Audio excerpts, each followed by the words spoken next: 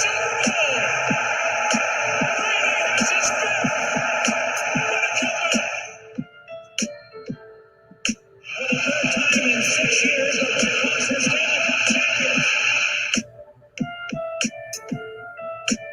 Sox fans have long to hear it. The Boston Red Sox are world champions. This is going to be some fun. It's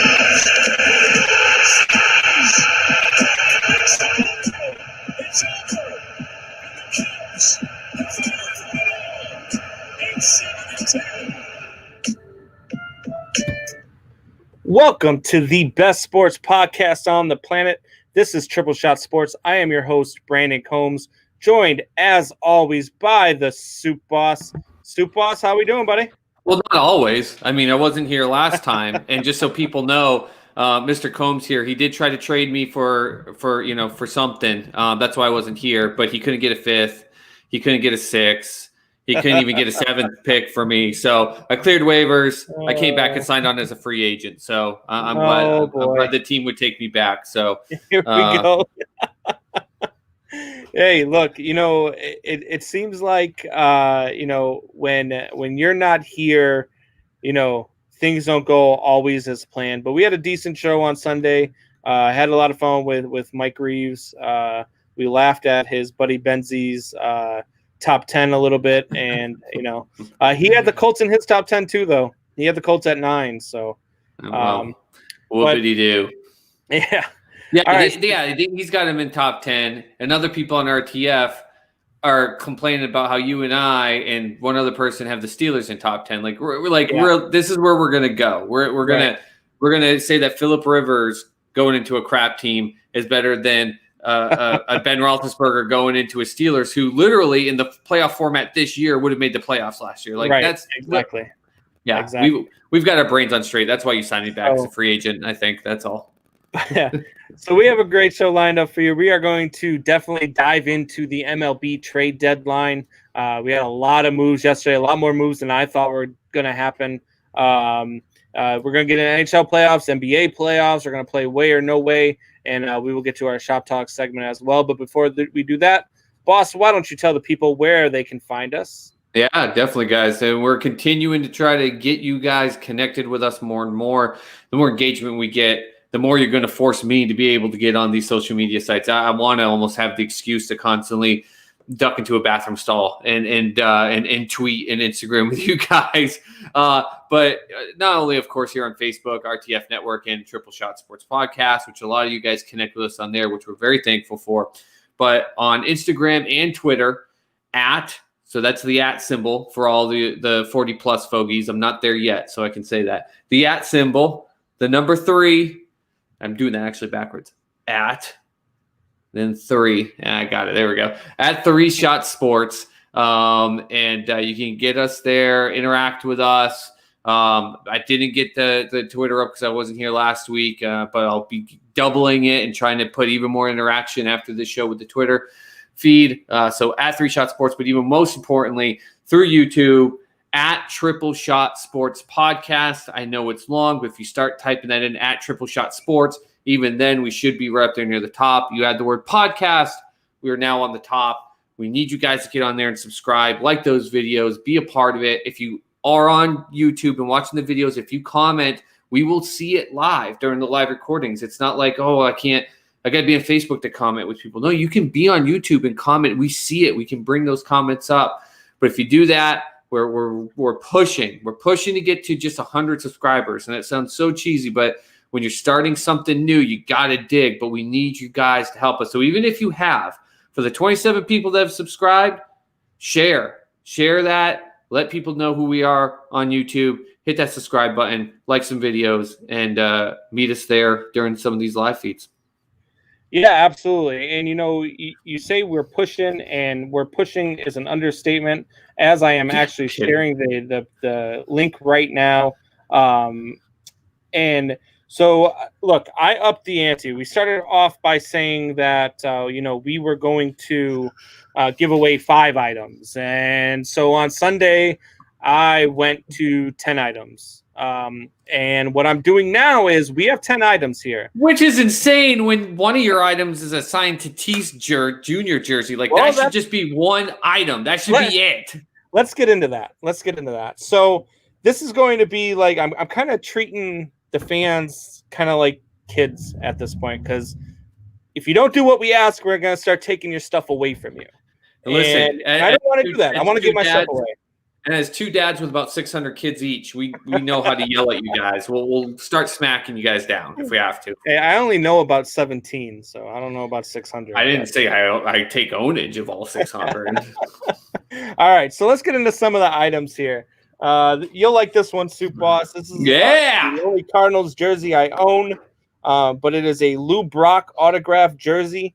You can see the Lou Brock autograph right there on the 2, and then you got the JSA certification right there on the bottom of the 2. Hall of Fame player jersey. And that's an authentic too. That's not even a. That should be the only one. So you got that one. I've got a Joe Mauer 2014 Minnesota Twins. There we go. Jersey. This is also a authentic collection, MLB authentic collection. It's got the patches, as you can see, the All-Star Game 2014 patch. Joe Mauer there with his signature on top of the 7 with the authentications on the bottom. Yeah, we got a ton of Minnesota fans following us. Come on, all you Skull Then, as you mentioned, we have the Fernando Tatis Jr. jersey. I'm going to make 75 fake accounts and just subscribe. I just really want that jersey. This is a replica. It's just got the San Diego on the front, but still, it's a Fernando Tatis Jr. jersey. I see these. You can get him right now to sign toilet paper, and I'd friggin' take that. Here's another one that we got. And this one's a certified rookie signature. So this is a Saquon Barkley certified rookie sig. I mean, this jersey is a beauty. If you are a New York Giants fan, I feel bad for you as a New York Giants fan, but that's a pretty sick jersey to own, to add to your collection. Another thing that I have here is a Juan Soto autographed bat. This kid's a stud. Young stud. Up and coming stud. Yep. And this guy he rakes all over the place. Rakes with a bat. Ooh. The other thing we have is to go with the Joe Mauer All-Star jersey. I've got a Joe Mauer 2014 All-Star ball. If you look behind me here, I'll go to full screen. I have got a Calvin Ridley Alabama jersey. What is that one next to it? And I've got a Michael Vick Atlanta Falcons jersey. And that's pre-dogfighting. That's human joystick Michael Vick jersey right there. I know a lot of people are getting at me about that, but look, I'm trying to get rid of it. So, hey, that's one of the things I'm giving away. Another thing that we're giving away here, 2 more items that we got for our 10. This is a full-size replica Philip Lindsay speed helmet. I should have stayed a free agent and just subscribed on and just let Wayne G host this, get a bunch of these items, and then came back and then just had him hanging behind me. Just like all these things I got. Everybody except us is eligible, so get your son. I mean, your son's already subscribed, so hey, he might win something for you. Man, I got my 12-year-old. He's subscribed. So and the other thing is, hey, close your eyes, Soup Boss. Just close your eyes. You don't want to see this. It's like bad or good or. It's a New York Yankees batting helmet. Hey, we need outhouses everywhere, man. Yeah. Look, I mean, it's part of the construction crew. It's open. I mean, you can get rid of it too. Hey. So look, guys, those are the 10 items we're giving away. They're not cheap ticket items. They're not your typical. We're giving away, this undrafted rookie that was at a card signing thing at Bishop Elementary School. I'm not giving you away an RTF, network T-shirt or anything like that. I'm giving you away some real sports items here, and all we have to do is get to 100 subscribers. So, What's the caveat again? I'll fight. I think he meant Saquon. Saquon, yeah. I think he spelled it wrong. Siakam. He'll fight. Jared will fight anybody. Okay, so, but anyways, Jared is going to go to everybody's door who does not subscribe and fight them. So make sure you get onto the YouTube page, Triple Shot Sports Podcast on YouTube, and subscribe. As soon as we get to 100 subscribers, everybody who entered and subscribed is automatically entered. We'll run a free giveaway. It's going to be through the computer. I'm going to not be pulling names out of hats. We're going to go through the computer. Top 10 will win. Every Sunday, though, I'm taking away one item. One item every Sunday goes away. If we don't get to 100 subscribers by Sunday, we're taking away items. I might start with something small like the Yankees helmet, or I might decide to keep that Tatis Jr. jersey. You can just ship it to my address. We're just trying to get our name out there. We're trying to get people listening, ears on the show. That's all we ask. Go to YouTube and subscribe. All right. So sorry, anyway, I keep looking down at the Celtics game. That's trying to finish up. Don't blow it for me because I know your feeds are always a couple seconds ahead of mine. Yeah, I'm actually on the Cubs Pittsburgh game right now. Cubs are up 2-1. Oh, that sounds exciting. Let's get to what you guys came here for, and that is some sports talk. We are going to start with the MLB trade deadline. Oh, sorry. Celtics just won. Celtics just won. They were up by 3. The Raptors had the ball and tried to shoot a deep 3 and missed it. So. I said on Sunday, I told Wayne I would not be surprised if the Celtics swept Toronto. They look to me like they are the best team in basketball right now. So, do you know that they are the only team in NBA for the season and postseason now that are top 4 efficiency in both offense and defense in all of the NBA? But they won't sweep the Raptors. They'll lose 1 or 2. All right. Steve O'Brien says good stuff. It is, Steve. Yeah. It's really good stuff. Hey, make sure you get in there, subscribe on the YouTube channel. Hey, and get with your friends and subscribe on the YouTube channel. Tell all your friends about it. Get them in there. Let's get them some free gear too. And make sure, guys, if you can find a way to check in your settings, I don't get what it is, but you have to make sure that your subscribes are allowed to be public. Because when I go in there and look, if they're set to private, which I didn't know was possible, but if you have your account set to private on your subscriptions, I can't see it. And once we hit 100, we're just going to go at 100. So if 70 of you don't have it, that means you're giving 30 people an even better chance at getting it. So make sure we can see it. All right, so MLB trade deadline passes, and look, there were a lot more moves than I thought were going to happen. I thought we were going to have a dead trade deadline, and to our guest hosts' credit, Wayne G, who isn't really a big baseball guy, he said he thought it was going to be busy, and he was right. A lot more moves than I thought. So, who are your winners of this trade deadline? I mean, the obvious winner to me is the San Diego Padres. Look, they were doing what you and I shocked the world. And anyone that says they were on the San Diego Padres train are so full of crap. You and I are the only ones on record that can take credit. We both picked them to win that division. And heck, even with the Dodgers being the best team in baseball, they still can do that. They can still clearly do that with how good they're playing.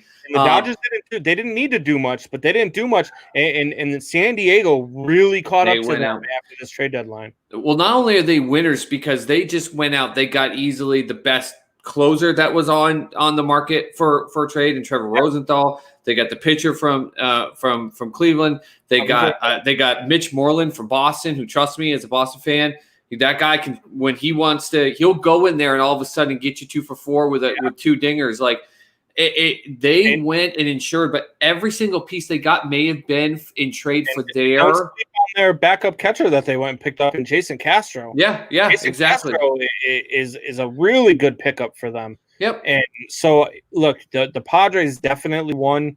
They didn't have to give up. They didn't have to give up a lot. They gave up their top prospects, but they're not even top 100 prospects. Look, I think teams like the Reds were winners in this trade deadline when they went out and solidified, with Archie Bradley. And then they went out, and I said this a couple of weeks ago. I don't know if you remember, but I said I really like that kid from the Angels, Brian Goodwin. Yep. And the Reds went out and got him. Yep. And look, the Reds are going to probably end up in that second place spot in their division, which automatically qualifies them for the playoffs. And so, the Reds were winners. I think the Cubs got better. I was a big Yep, they I got was very they happy got with- released. Help. Yeah, I was happy with Jose Martinez, who's actually up to bat right now against Pittsburgh. That guy just mashes left-handed hitting.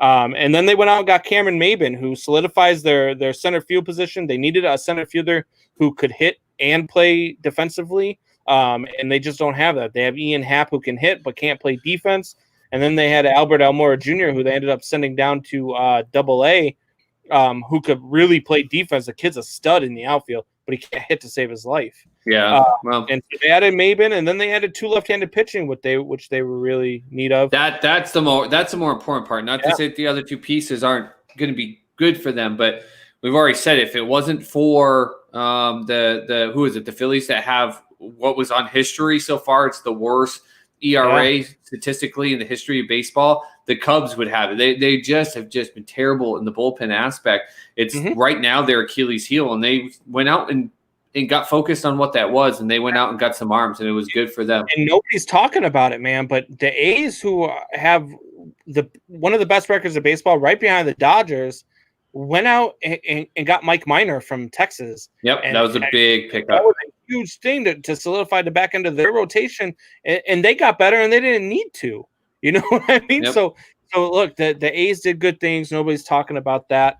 Well, I think it's good that the A's did that because we've always known the A's to be a good team. They're always competent. They're always either a wild card or AL West winner type team, but they never go out and get those players. Very rarely. They got the John Lester in that one year and stuff like that, but normally they don't do that. And then when they get to the playoffs, the added pieces that the other teams they play against end up being the things that killed them. And this year they said, no, we're going to go out and let's make it just a little bit better. Yeah. So they were a winner too. Yeah, absolutely. My losers, man, look, the Yankees are big losers, the Astros, the Braves, and for me, the Indians. I think all 4 of those teams are losers in this trade deadline. The Yankees did nothing. And that's a team that is now finding themselves 4.5 games out of their division. Can they come back? Yes. Do they have the names and the talent on paper to do so? Absolutely. But the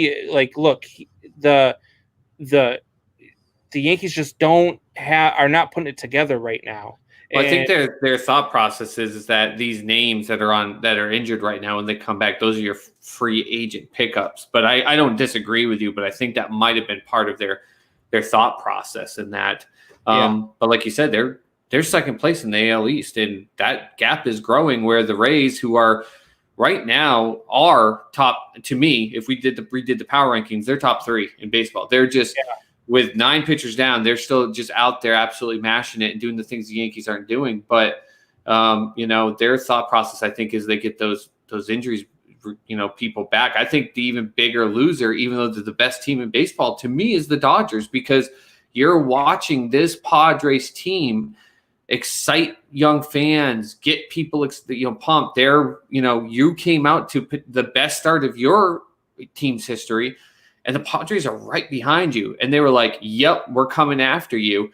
And that's like you sitting on a wall and watching another, company build their wall taller than yours and just going, nah, we've got this. The Padres needed to do that to get better. The Dodgers didn't need to do anything to get better. The Dodgers are already really, really good. They don't have to. They're going to keep competing, and they're going to be – maybe the Padres will catch them. Maybe the Padres will pass them. I doubt it.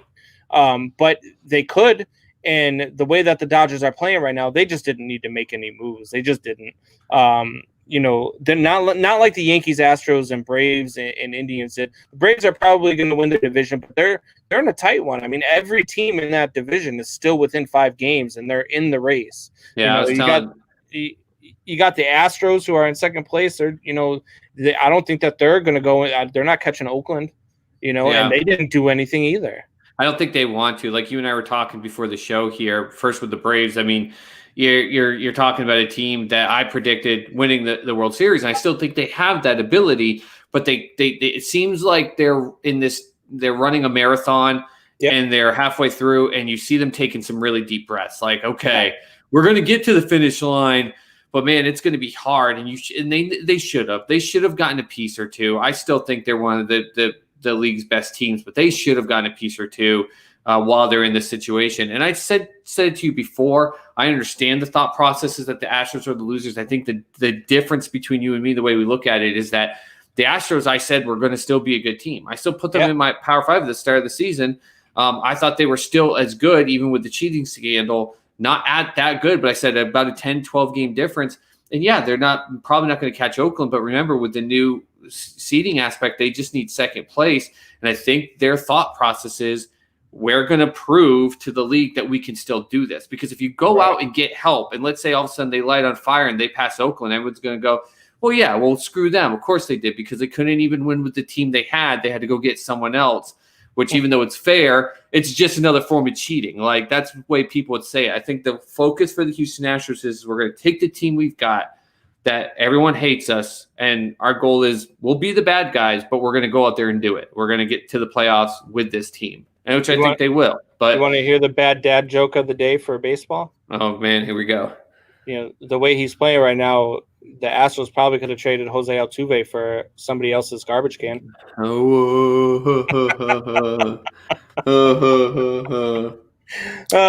But anyway, hey, look.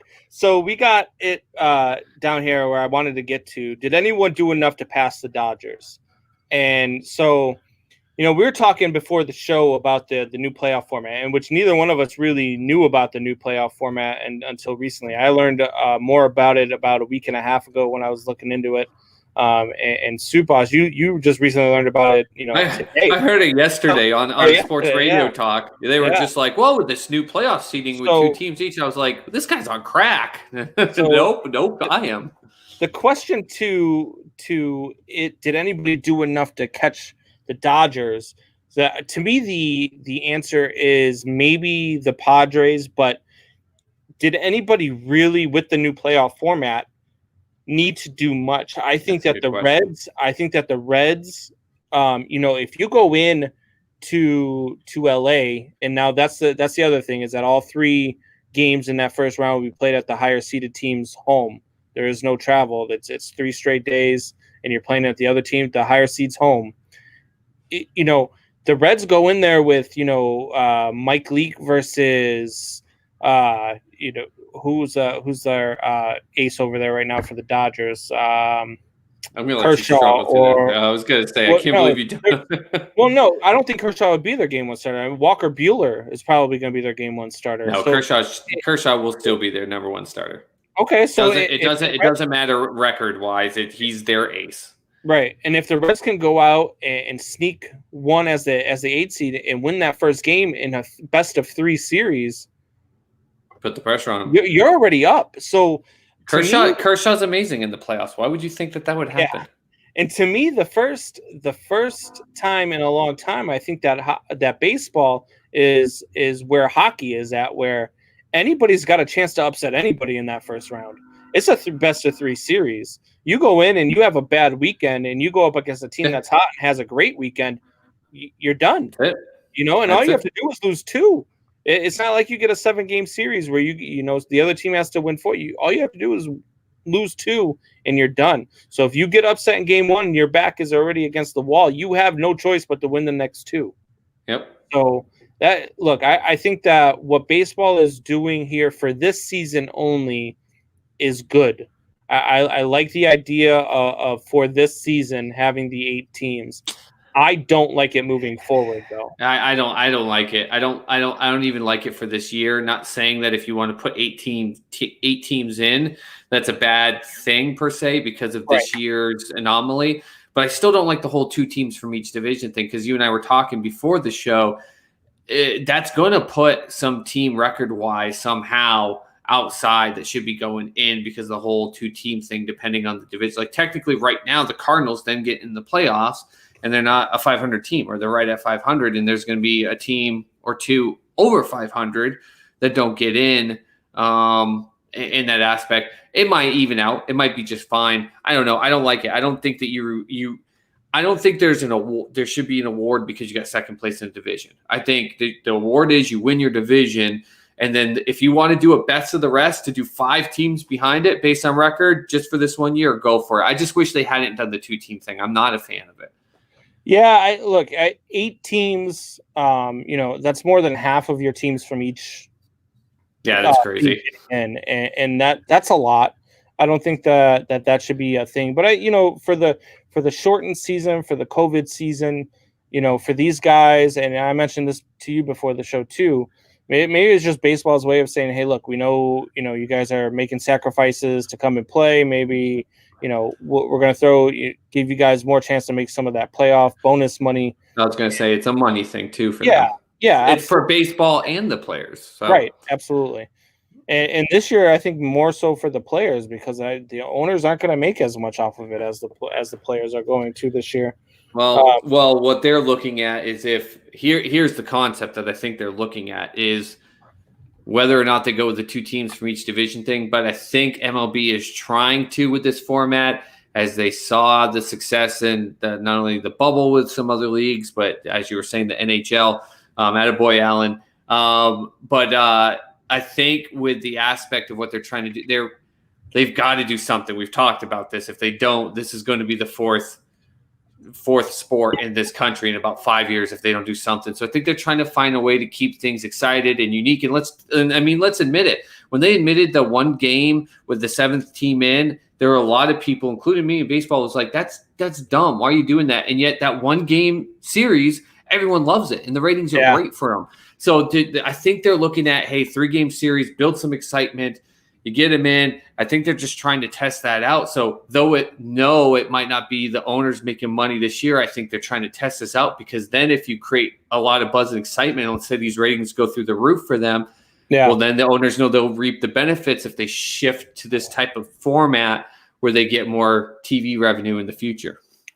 So do you think that if it's a big hit and if the fans take to it and if their ratings are better because of the additional guy, do you think that this just becomes the new playoff format for MLB moving forward? I think it's something close to it. I don't know if the 2-team per division will necessarily be the way.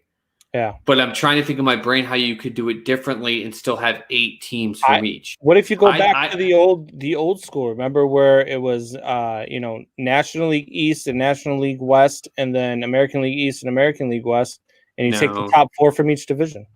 I don't think with the aspect. I mean, because it used to be East and West, and then they would take one team from each division, and then they would just do the CS and then go straight to the World Series. The goal with the smaller division aspect is you have the minimum face-to-face games that these division teams play, and let's talk about it. I say Cardinals, you lose your mind. You bring up the Yankees, and I say how much they suck. That's the whole point. You create stronger rivalries that hold the sport at least together in that aspect. So not every division has it, but if you ask certain fans in a division where you think that's not Red Sox Yankees, that's not Cubs Cardinal, they're still going to say, I can't stand that team in our division. And if you spread them back out, I think you water that down just a little bit. So I don't think so, but I really do think that they're hiding the semblance of, hey, this is an off year. You'll get more checks as a way of really testing, like, do we need an 8-team format? And let's think about it this way. Let's think big picture, because we talk about, hey, if they keep this up in 5 years, they're going to be the 4th team. They're going to be behind the NHL, right? Yeah. If it's the opposite and it does really good, well, we talked about it. 8 teams from each, it's more than half. They got 30 teams. Well, there's a lot of cities that if the baseball starts going the opposite way and starts getting enjoyable again, they start making some changes.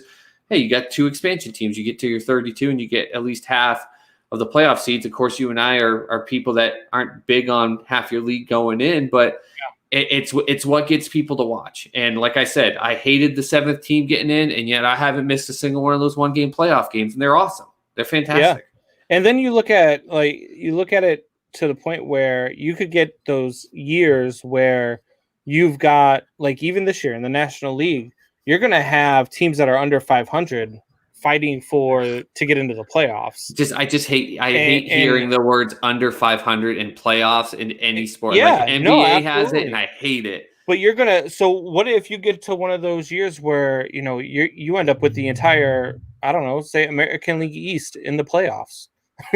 because you had the Red Sox and the Yankees who were just, tearing the world apart, and they finished top two in it. But then you had the Orioles and the Royals who had just unbelievable, okay seasons. Royals aren't in the AL East. Come on, man. Or I'm sorry, Blue Orioles Jays, and Blue Jays. Orioles and Blue Jays.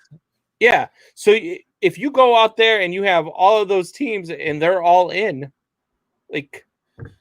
and two of them are under 500. Yeah, that's where I think you get the watered down product. The only benefit of that is you create chatter with fans of being like, hey, oh, you think your team is good, but at least our whole division made it into the playoffs. See, even the Orioles who suck got in the playoffs, that type of talk. Or like this year, even the Red Sox that suck, man, they got in, and you couldn't get two teams in. Take the American League Central this year. You have the White Sox and the Indians and the Twins who are most certainly probably going to get in. And then the Tigers could sneak in there. Yeah, exactly. The Royals are probably a little bit too far back. I think that's why I said Royals earlier, because I was thinking about how good the Central is. If you go and you've got 4 teams from the American League Central, 3 of them were really, really good this year, and one was, they got hot here and there, but they were just subpar, and they're going to finish under 500. Listen to what we're talking about, though, here. What if we get all 5 teams, or what if we get 4 out of the 5 teams? It doesn't sound right. That's not playoffs. And I have this theory that it's why we as sports fans too start judging players differently and how good they are. It's the fantasy-driven mindset. Yeah. Fantasy is one of the biggest things. It's almost as big as gambling straight off that there is. And it's created a mind shift in fans. That's why NFL Red Zone is just amazing, because it's like, give me my fantasy stats. Give me my fantasy stats. So I saw that guy score a touchdown. He's amazing, even though it's a 2-yard out and he didn't catch anything the whole drive. That's our mindset. And so I really feel that as fantasy has driven the value of where most fantasy leagues, half of your teams are in the playoffs. Sometimes, like I've been in 12 team leagues where 8 teams get in the playoffs. And it's like, what the heck? But that's the way things are. And if you put that in baseball and you have 1-game series and then 3-game series, and they're just super exciting, and you have a team that's the 8th team and they win the 1-game series and find a way to upset 2 out of 3, and you get that city all of a sudden excited. I mean, it's good for the game. It's good for the game, and baseball needs something like this. So let's put it this way. I think that's the only reason why I'm okay with them testing it, because baseball needs it. But I just hate the thought of some under like a 465 average winning percentage team getting in the playoffs. Like I don't know. I just don't like that. But baseball needs something. They got to do something. Yeah. So now, knowing the new playoff format, do you change your opinion on who you think is going to the World Series? I mean, because of the struggles that they're having right now, it would be easy for me to be like, oh, no, I don't put the Braves and the Twins. But I still have the Braves and Twins, even though the playoff format system, just because of the fact that I think they're built with a team mentality that I like more. You see it with a team like the Yankees. When you go out there and you're crushing balls, it's not as good. Now, the Dodgers and the Padres are making the Braves look like nothing in that aspect. And your Cubs are the same record as them, and you're not even happy with your Cubs. Well, see, that's the thing, though. I think teams like, if you look at teams like the White Sox, the teams like the Cubs, I think I like them better in a shorter series than I do in a longer series. Yeah, I like a 3-game series where the Cubs are throwing out. Now, is it 3-game series throughout the whole playoffs? No. It's 3-game series for the first round. Okay, so see, So see, I get that aspect, but as long as the Twins and the Braves can get through that 3-game series, then they're built for the longer series, where they're the more unique team. But that's the thing; they got to get in, and they got to beat that 3-game series. That's what I'm getting to. I mean, you get teams like I was saying, like the Cubs, who have Darvish, who looks like he could be a Cy Young candidate this year, and you've got God damn it, why do I keep doing this on names? But you got Darvish and you got Hendricks. That's the name I was thinking of, going in 2 of the 3 games. And then in game 3, you have fucking John Lester. You know what I mean? So Johnny Mo. Say it right, baby. I've taught you this. It's Johnny Mo. And then you look at the White Sox, who have Keuchel and they have Giolito. So, look, I think that teams are better suited. There are some teams that are better suited for short series than our long series, and some of those teams that are better suited for long series might not get to the long series. So it's going to be interesting to watch. But my preseason pick still has two teams that are still in the hunt, and I think it'd be a bitch move to back out of it. So no, I'm still sticking with Braves. And that's your way of saying I only have one team left still in it, but hey. No, I didn't say it. You said it, man. I actually wasn't gonna rag on you. I was actually just trying to say I'm not gonna bitch out.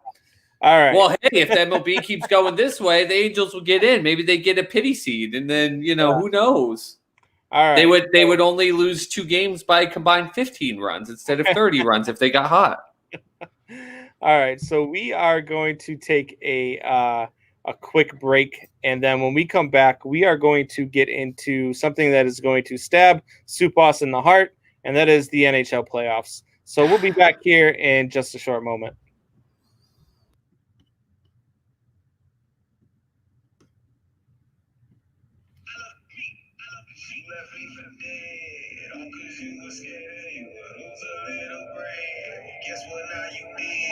Told me go to hell. So if the love lost between us, thought in nowhere. Cause I love who I am. I love who I am. I love who I am. I love who I am.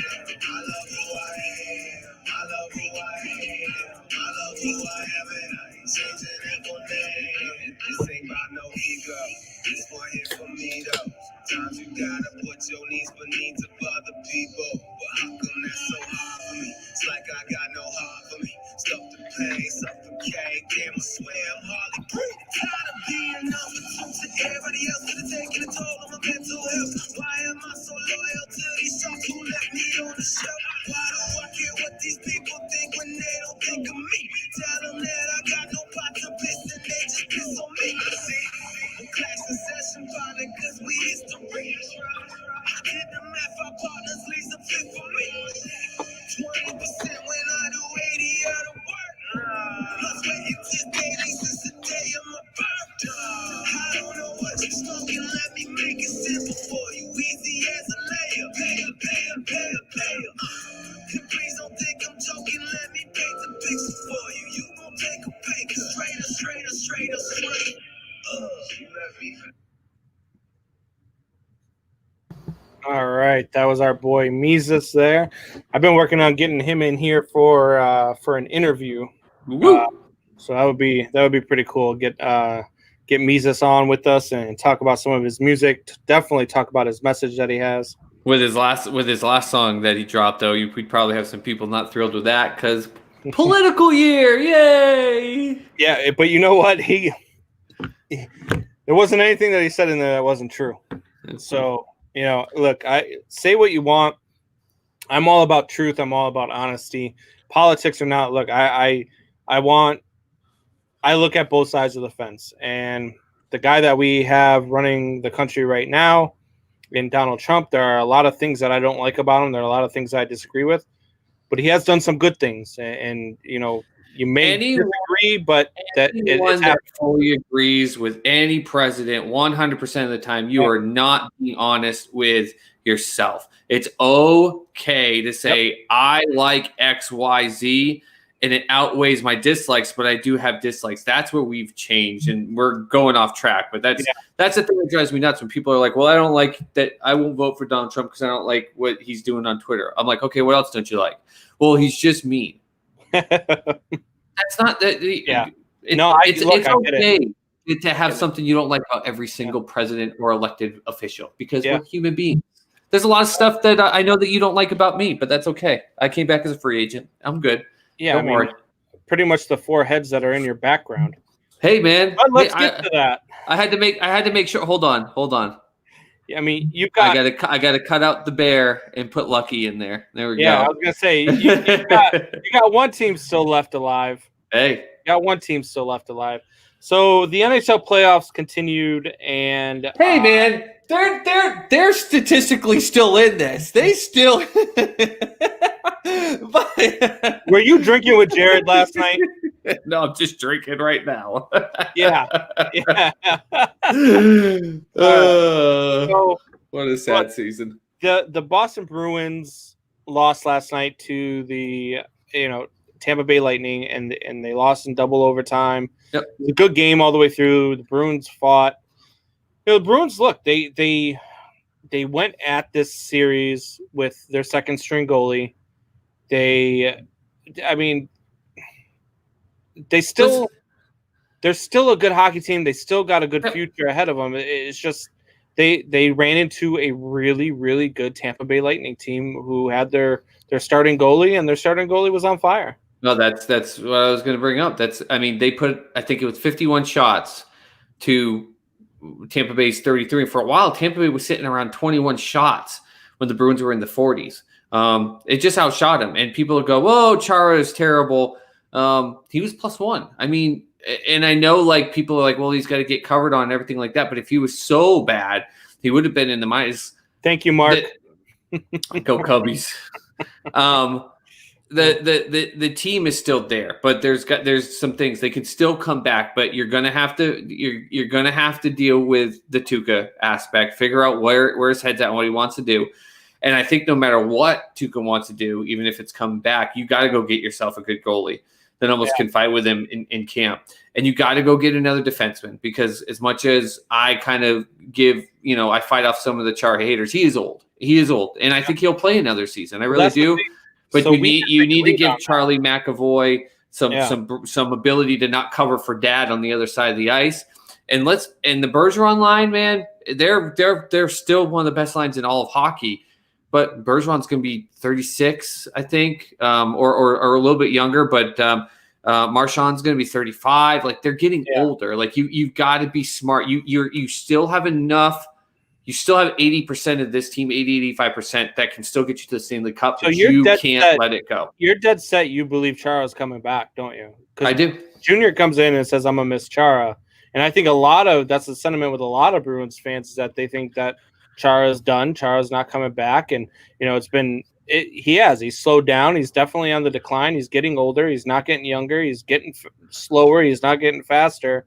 So maybe it would be a good time for him to step down. What people miss is that I get it. He's slower. But what people are missing is that a lot of the times what they do, outside of when Charlie's got to come across and cover on him on when he's slow, is his ability in front of the net is just still impeccable. The amount of shots that he saved off for Tuukka and Halak was just amazing with his stick and everything. Like, he's still super smart. You just have to utilize that in a different way. Yeah. And what I really think is the Bruins brass needs to sit down with him and go, Chara, listen, Big Z, you're still the leader in this clubhouse. We love you, but we can't put you out there and burn Charlie out. We're going to go get this defenseman. We're going to pair him up with Charlie on that line, but you're going to be on our 2 line. You're also going to still be the spirit animal. We want you to be able to step in when we need to give Charlie or this other guy a rest. You can teach them, mold them, everything like that. But I think they're going to have to shift. Instead of looking at him as he's the top defender, bring him down a step. It's going to hurt his ego a little bit. But Big Z is not a guy with a big ego. I think if he knows that Boston will stay with him for at least another year, he'll make that move if they've got a defenseman that can stick next to Charlie. Because Charlie got exhausted. I mean, he was having to go from end to end of ice to cover on Big Z when he missed some hip checks and everything like that. But no, I think he's back. I think he comes back for another year. Yeah, I'm on the opposite end of that spectrum. I think it's time for Chara to walk away, and if he doesn't, hey, look, that's his decision.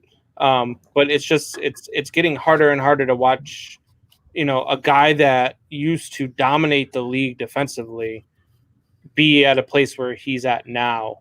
And I'm telling you, man, he dominated the line. Now he dominates in front of the goal. Yeah, I'll still take that. That doesn't mean that doesn't mean he can't play. It just doesn't mean that he's stopping you at the line. It means that you give the offense a chance to dive into the zone a little bit more. But he's huge in front of the net. Absolutely huge. Sorry, Mark. That was Finn. So that was my nephew Finn, who is. I told you last week I broke his heart when I said the Sox were better than the Cubs right now. And as I say that, Baez hit a triple and scored Bryant from first, and now Kyle Schwarber just cleaned him up with a 2-run bomb. So the Cubs are up big, 6-1 on the Pirates right now. Oh, they're killing the Pirates. Good. Yeah. Well, thank Hey, goodness for that. Listen. Beat the teams you're supposed to be. Could I know. I say it all the time. Right now? I say that all the time. I say it to you all the time, but I don't sit here and brag about it. Oh, they're killing the Pirates. That's like, no offense, you better be throwing no hitters against the damn White Sox. I'd give the Red Sox 2 games out of 3 against the Pirates. Are you kidding me? Congratulations. Yeah, but I don't sit here and brag about it. Oh, they're killing. You should be looking at it as. I was bragging. I was talking about sports. That's what we do. Look how now they're killed. They got this many runs. They're killing it. All right. You should just know they're beating up the lowly Pirates. Anyway, Finney is a 9-year-old who absolutely loves the game of baseball. Good. I went out there and practiced with him and his brothers this past weekend, and man, those kids can play some ball. I'll tell you that much. But Strikeout Beer says, "Yo, what's going on, Strikeout Beer? Rapid Dave, what's going on? Man, look, I don't know. Have you ever catch that? Do you catch that guy? I know you work, during the day and you don't get on Facebook a whole lot. But he comes on and he throws on Facebook and goes and plays Fortnite. And dude, he cracks me up. It kills me to watch him because I'm at work and I just want to go play Fortnite at that point. But he starts screaming and starts yelling. Dude, it cracks me up. I absolutely love watching that guy play some Fortnite, man. The only thing I can watch is things that I don't have to really lose my attention on. So I end up actually watching a lot of Rhett and Link at work, but that's just because it's background noise. I put headphones in, and to be honest with you, I'm not actually a big people person, even though I work in human resources, so I don't like to talk to people, so I try to ignore them. Junior says, I've seen a lot of nasty goals, but that Pasternak that was a nasty. Well, that goal was nasty, but did you see the assist to set it up? That no-look pass? That's why I'm saying, like, they still have the pieces. Like, I know this is a disappointment how it ended, but they went to the Stanley Cup Finals last year. They're into Game 7. They ran up against a Lightning team that just all of a sudden after that Game 2 overtime clicked, but they still got it. They just got to go and I would rather be the general manager of the Boston Bruins right now than 90% of the teams in NHL. Like it's not a bad issue to have. Bruins than the Rangers or exactly. Like I'm not too stressed with it. So off the Bruins and let's get to the Dallas is on the verge of upsetting the Avalanche, and Vegas continues to dominate over Vancouver. Look, Dallas is surprising me. The Avalanche whooped on them last night, though. And do you think the Avalanche can force this to 7? I think they can, because this series is not a series that's been dominated by Dallas. This is a series that's been dominated by one team each game. Like It's like they're literally coming out and one team's tying their hand behind their back and the other team has got bare knuckles and just one shot right in the face, and then that's it for the rest of the game. Like that's Colorado literally was how fighting for their lives last night, and they showed it, man. And they looked really good yesterday. Vegas, it looks like they are going to just. Told you, man. I mean, this series is over probably tonight, and look, Vegas has the most underappreciated superstars in all of NHL. Their lines, chemistry. They're the most silent team right now where you can hear the players. I've watched a couple of their games. You don't hear them yelling to each other. And they are just no-look passing, good curl behind the back of the net, centering pass that goes straight out to the wing if necessary, so it's not just stuffed right away, but like they don't talk. Like but people just don't know their names, and that's hard enough when in hockey not a lot of the players are known anyways. And I told you, man, I know you picked the Avs, but the Knights are just, to me, the most far superior team, not only in the West, but I think they may be the most superior team in hockey this year. This may be their year to lift that cup. So, and their long history of battles as the Vegas Knights. Speaking of teams who had long battles in the history of their organization, the Islanders, man. Yeah. The Islanders are on the brink of the Eastern Conference Finals, something they haven't played in since 1993. And which feels like 1946. Yeah. and they look really good right now in the East. Team hockey. Can they upset Tampa Bay? No. Listen, I like team hockey, and I like the team aspect when I pick the Braves and Twins, and I tell it all the time. You got to be all complete as a team. And I think against the Tampa Bay, they'll do better than the Bruins.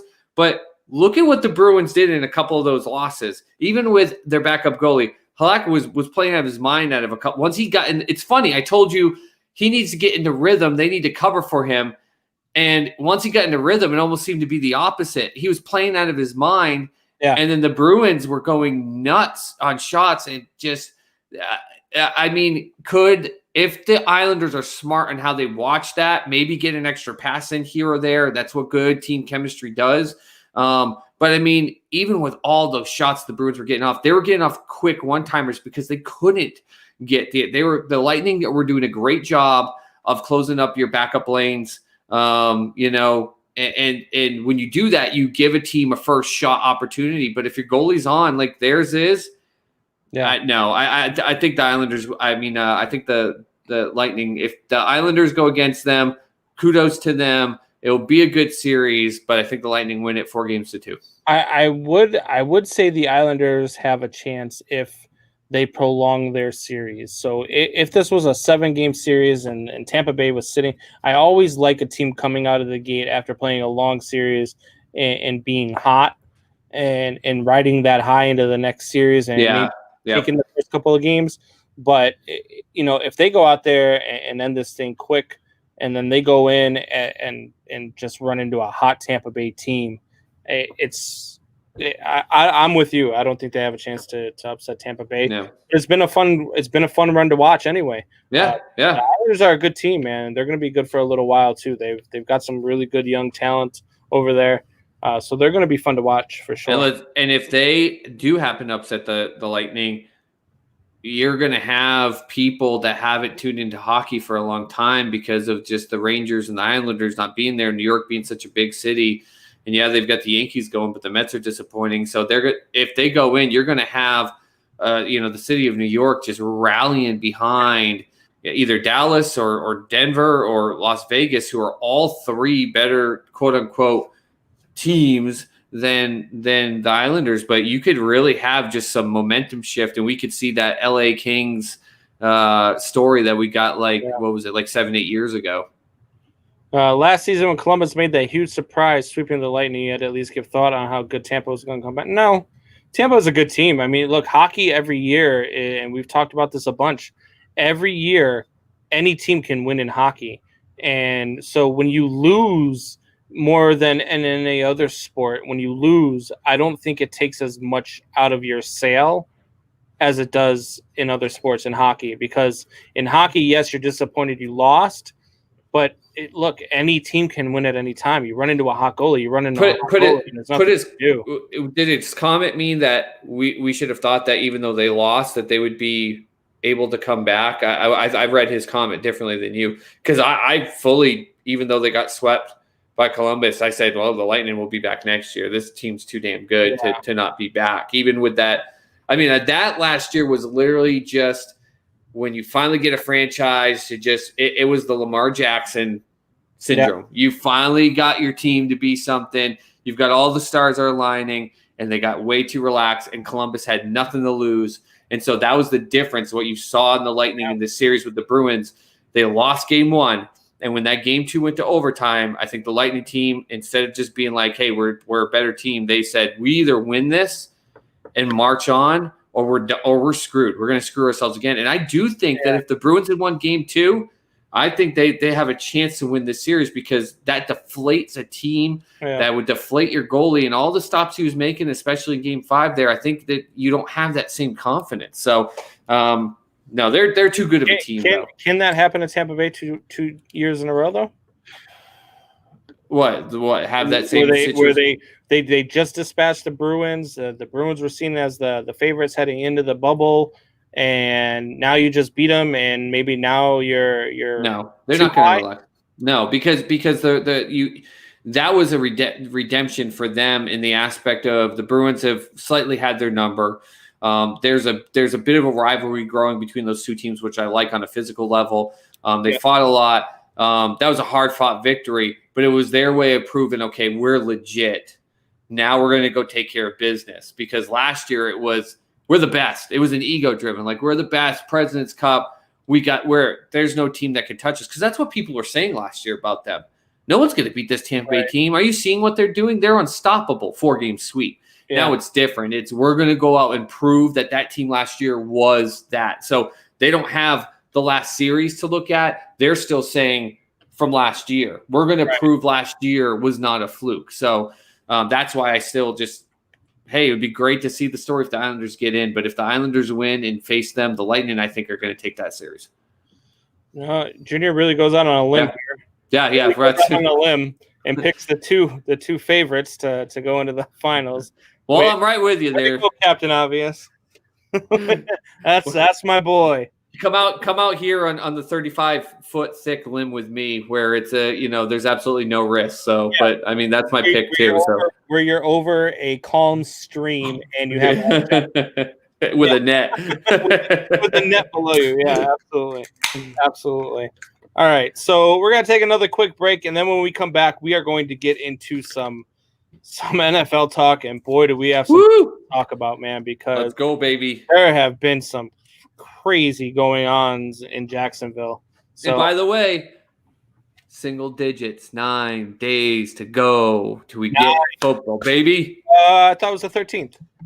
It's next week, Thursday. That's 9 days, baby. Oh, we're starting the Thursday game. Okay. Yeah, Kansas City, Houston. Perfect. Can't wait, man. 9 days sounds a lot better than the 12 I was thinking. There you go, baby. All right, so we'll be right back, guys.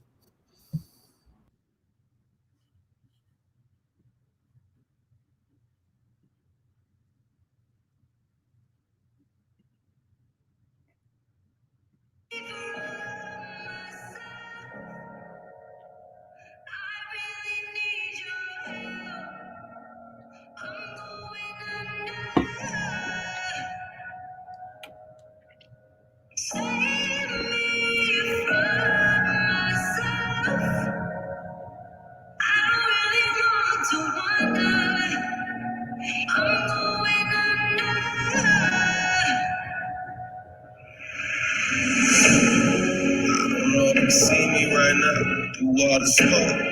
Plus I'm caught my feelings right now. I'm losing hope. So I hope you take this serious now. Cause if you don't, I won't be around for you to hear you from now. God, I thought we were past this. Conversations all past tense. About to kill myself, is that tense. Sick inside, I can't mask this. I don't care what it do, hurt you or trip my evil for your evil. Cause hurt people gon' hurt people, then turn around and say you're evil.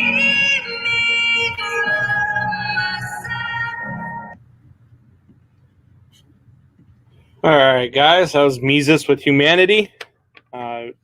Mesus, man. Look, I can't get enough of that guy. No kidding, man. No, I'm not trying to make it awkward, but I kind of need to. Hey, you go okay? Like, it sounds like my love for Minshew. You gotta, do you not stand up on camera? Like, I'll stop it. I love it. Don't get me wrong. Mesus is probably watching this right now. Like, I was gonna maybe go on. That guy with the beard's an asshole. Forget that. No, he'd come on and rock his beard and put yours to shame. Yeah, that's true. All right. It's true.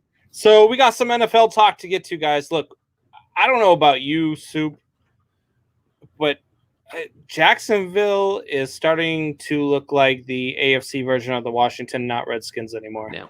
Because this team is – all right, how about this? How about the Miami Marlins of football? You give me your view, and I'll give you why I disagree with you, and I'm not maybe it shifts a game or two in my prediction, but I actually don't agree, and I'll explain why. But so you get rid of Ngakoue. That was the first one. Yep. You get rid of him. I mean, that's 14, 15 sacks you're giving up right there. You give up, and now you release Leonard Fournette.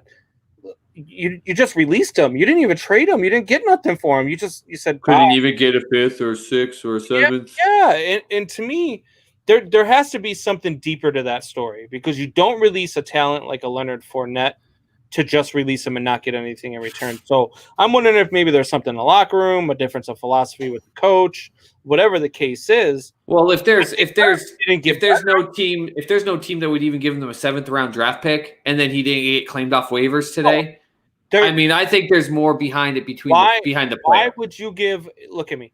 Why would you give? Look at me. A team right here. Why would you give a team a 5th, a 6th, a 7th round draft pick if you know that if they're trying to trade them and they can't, they release them? And then why would you claim them off waivers if you have to give them a 2nd round or a 3rd round pick?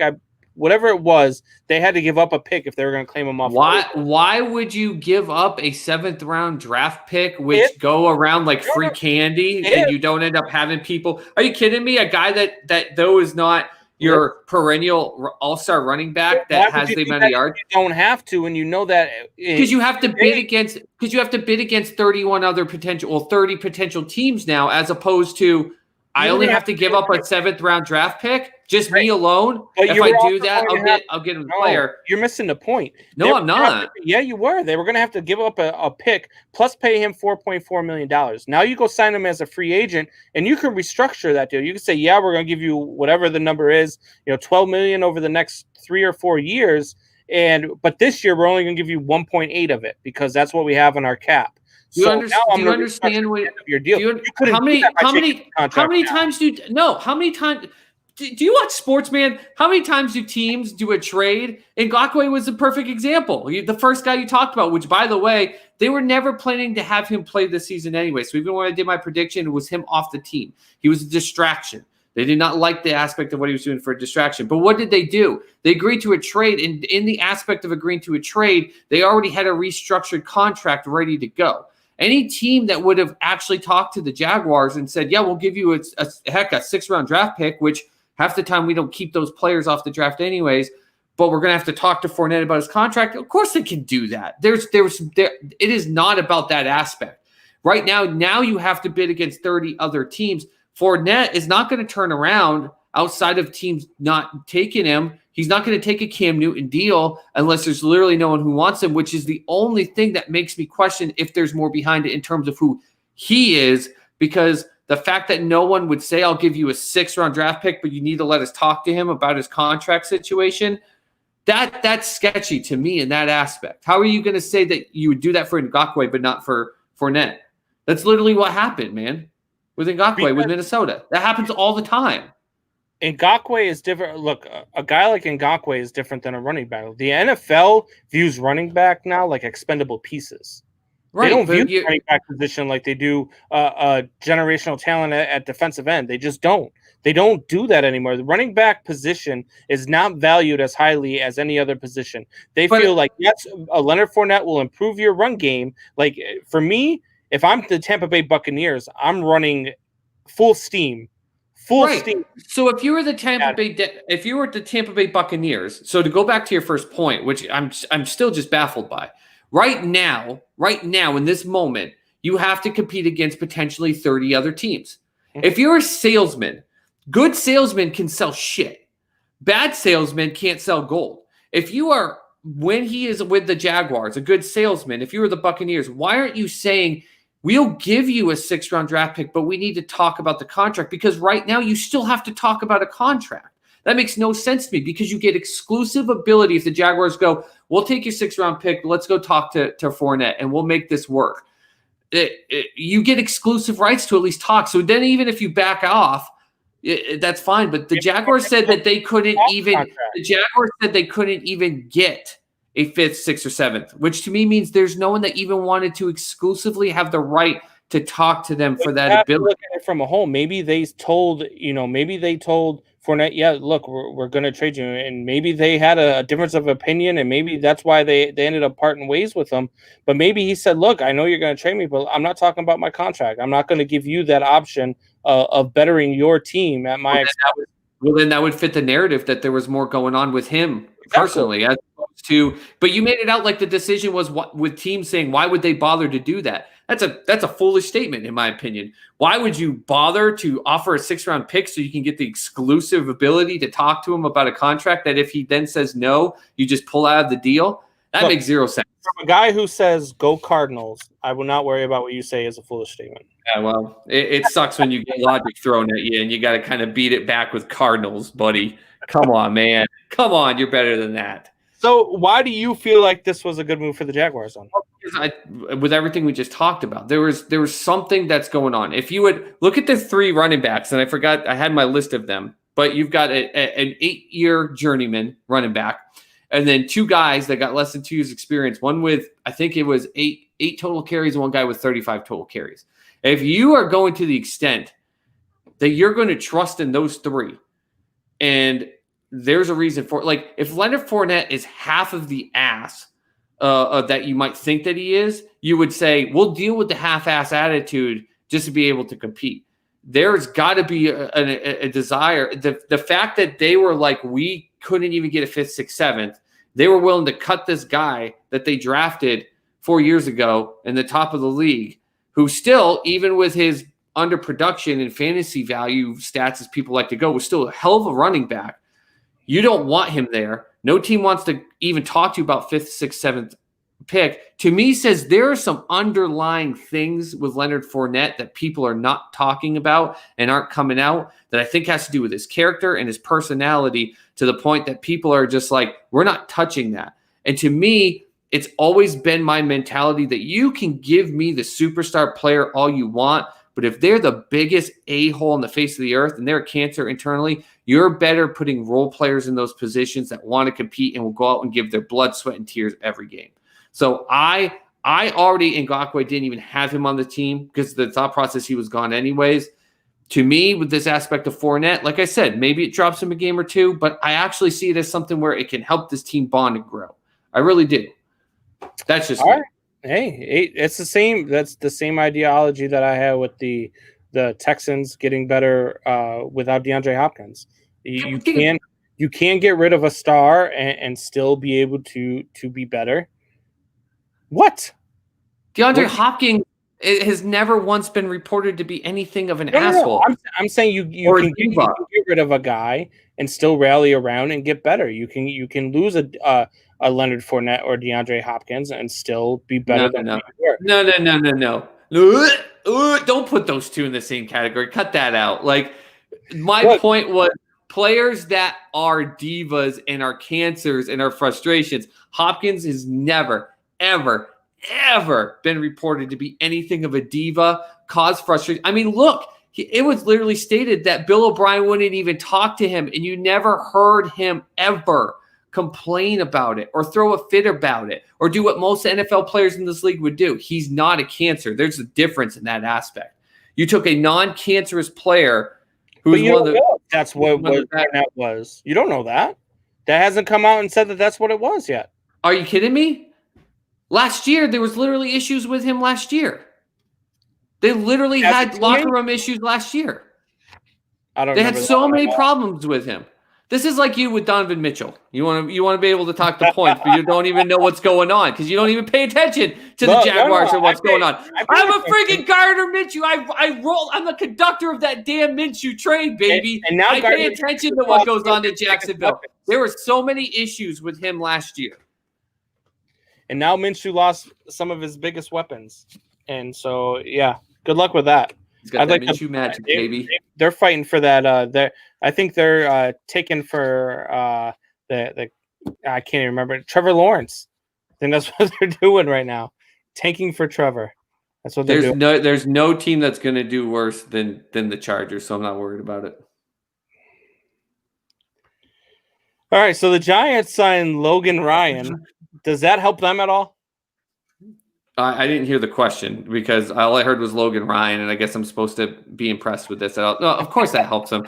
Listen, Logan Ryan, not just because of I'm a Patriots fan and it's connected and everything like that. You don't come from what we saw with Tennessee, who is a stellar team that has stellar coaching, and you don't go there and not walk away with picking up something that makes you not only a better player, but ability to be a better leader, a mentor to other young players. He's got obviously the background with the Patriots and learning from Bill Belichick in that aspect too, in that defense. Of course, it makes that team better. Does it make it where he's the showstopper on that team? No.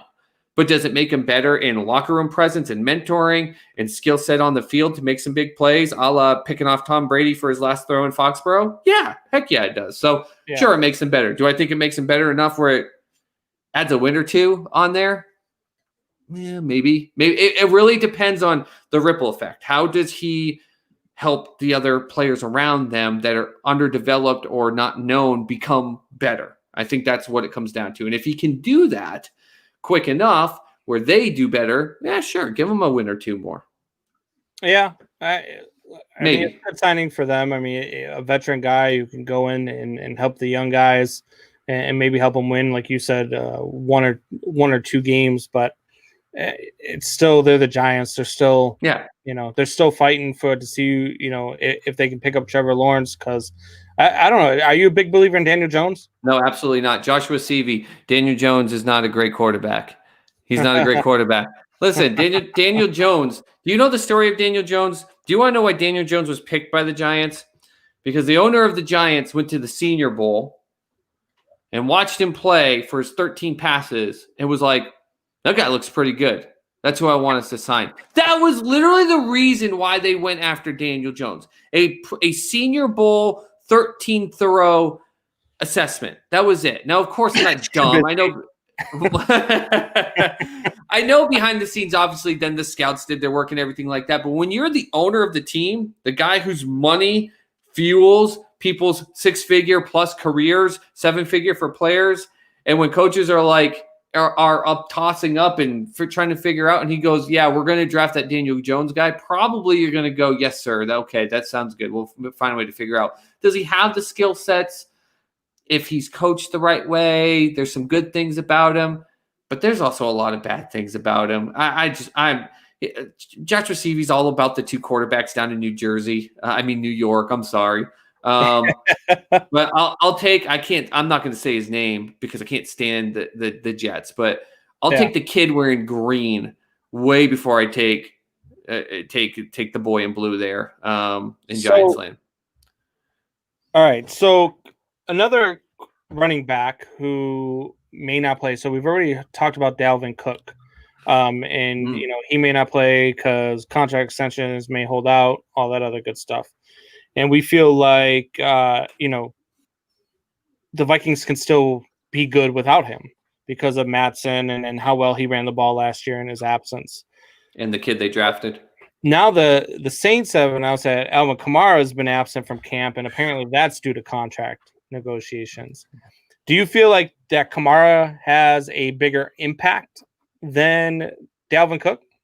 Oh man, that's a great question, by the way. And we forgot to add that the news came out today that I think it's just a dance. I think it was just their way of saying your move, Alvin. But they said that they're interested in trading if they can't find anyone. Which you obviously don't say that saying we're interested in trading him in week 6. We've got 9 days until the season starts.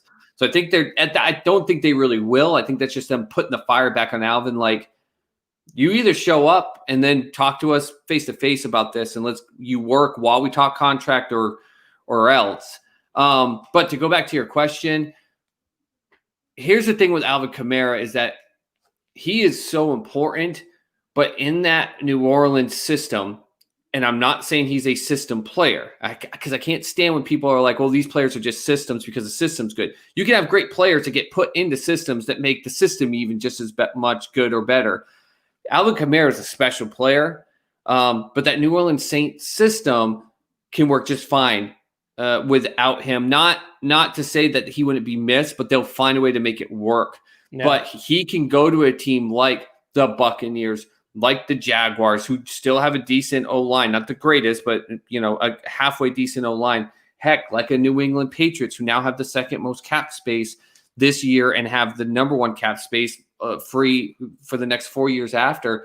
He can go into systems like that and just absolutely tear it up. So I think it really depends on where he goes. If he goes into they've got their running backs, but I don't think he'd go into Baltimore and have the same impact because Lamar Jackson's already running all around the field, and they need their running backs to be smash em eye for him, and that's why they went and got Ingram. Kamara's not that guy. So it really depends on where he goes, but he's a guy that if any system isn't an eye for him, smash him up the middle of the mouth, which is 90% of the league is now not like that. He's going to absolutely make them a way better team wherever he goes. But New Orleans at the same time, if they do trade him, they'll be fine. They'll find a way to make it work. That system is just made to make great players even better.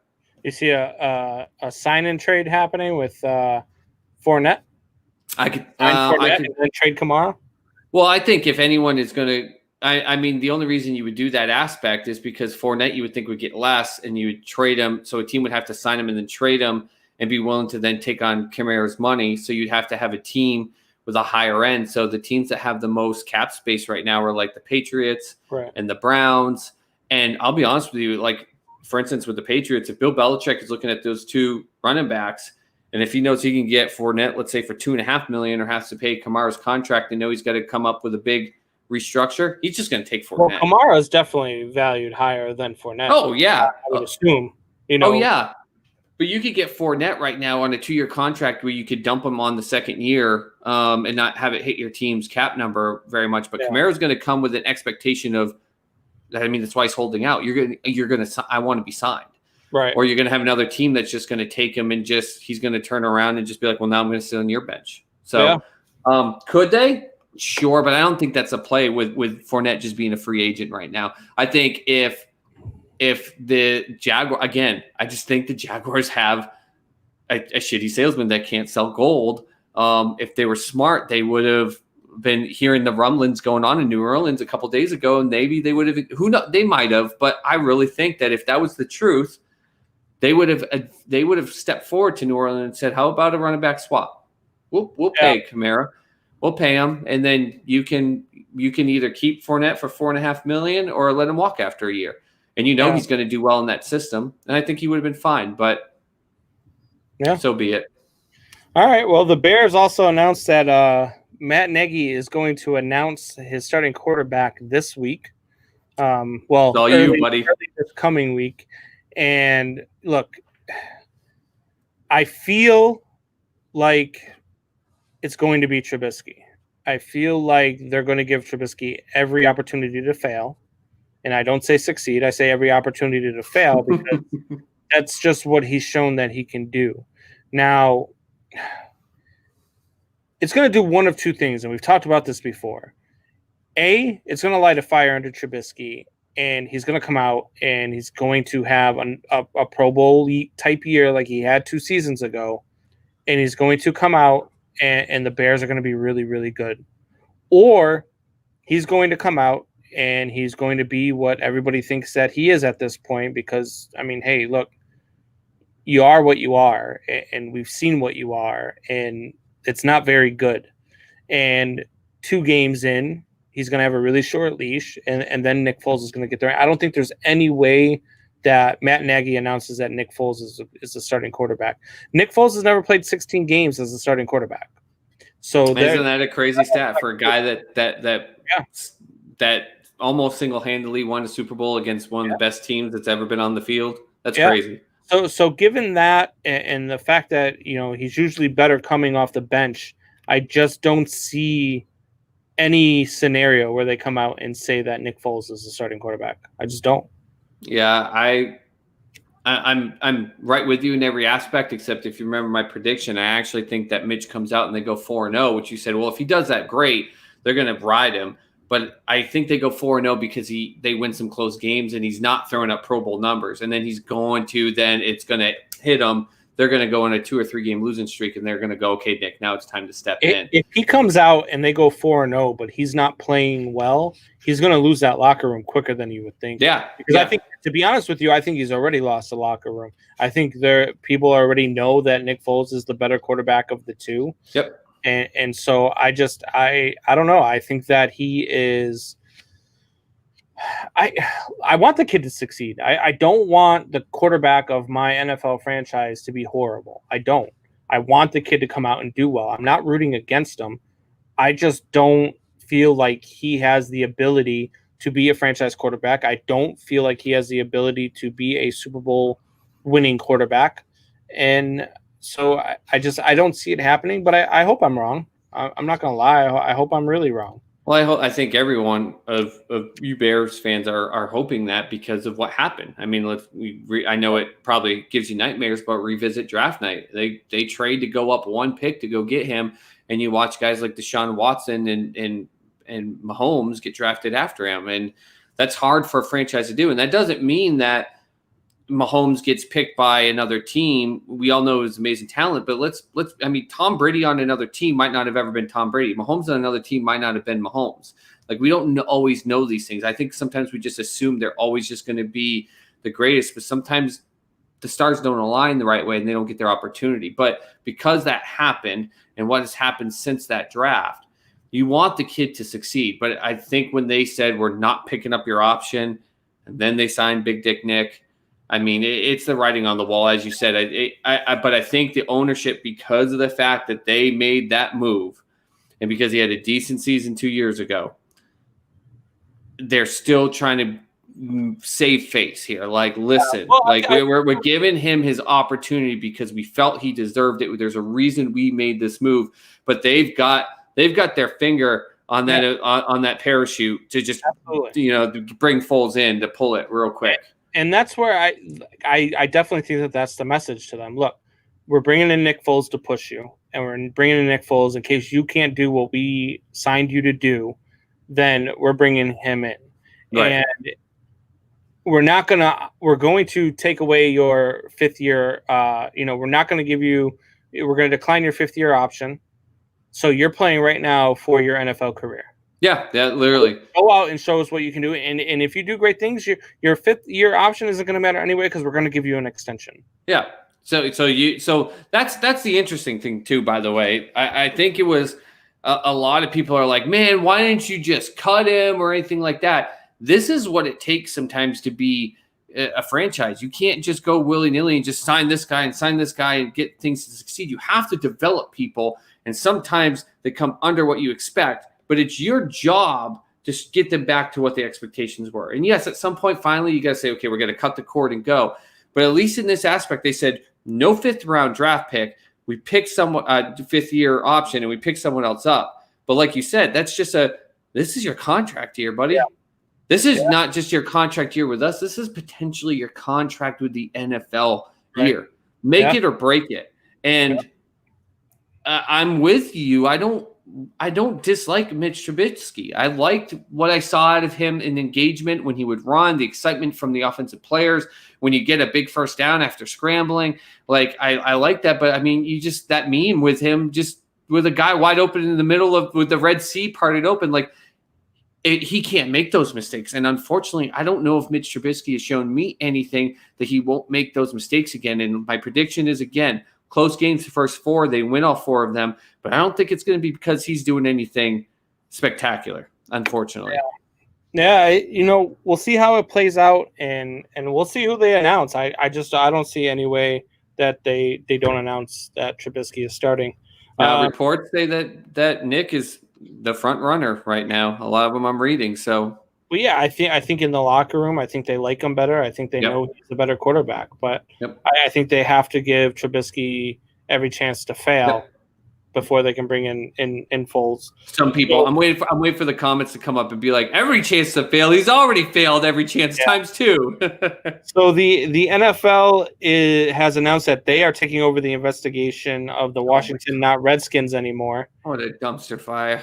And look, this thing, it's getting crazy now. Like, how many investigations do you have to do on one franchise before you take over and just say enough's enough? Enough's enough. Enough's enough. You're a train wreck. Look, how many times does a criminal commit a crime before he's doing life in prison in California? 3 strikes, you're out, right? Like, you've got to be able to do something to this, because it is nothing but issues, nothing but problems. The owner is a clown. And it should not be an owner of any franchise, let alone an NFL franchise. He just shouldn't be. He's not a good person. And goes to my old adage. I used to say it all the time. Just because you have the money to own it does not mean you have the brains to run it. Yeah. And he doesn't have the brains or the intestinal fortitude to be a good owner. Oh, let's look at Donald Sterling. We've brought this up on the show before, but Donald Sterling is a perfect example. And Adam Silver comes in with the NBA. And if you don't know who Donald Sterling was, he was the owner of the Los Angeles Clippers. Adam Silver comes in as the new commissioner of the NBA. And immediately there were aspects of accusations of racial comments. There were phone calls recorded. There was issues pertaining with his wife and some things pertaining with people in the administration.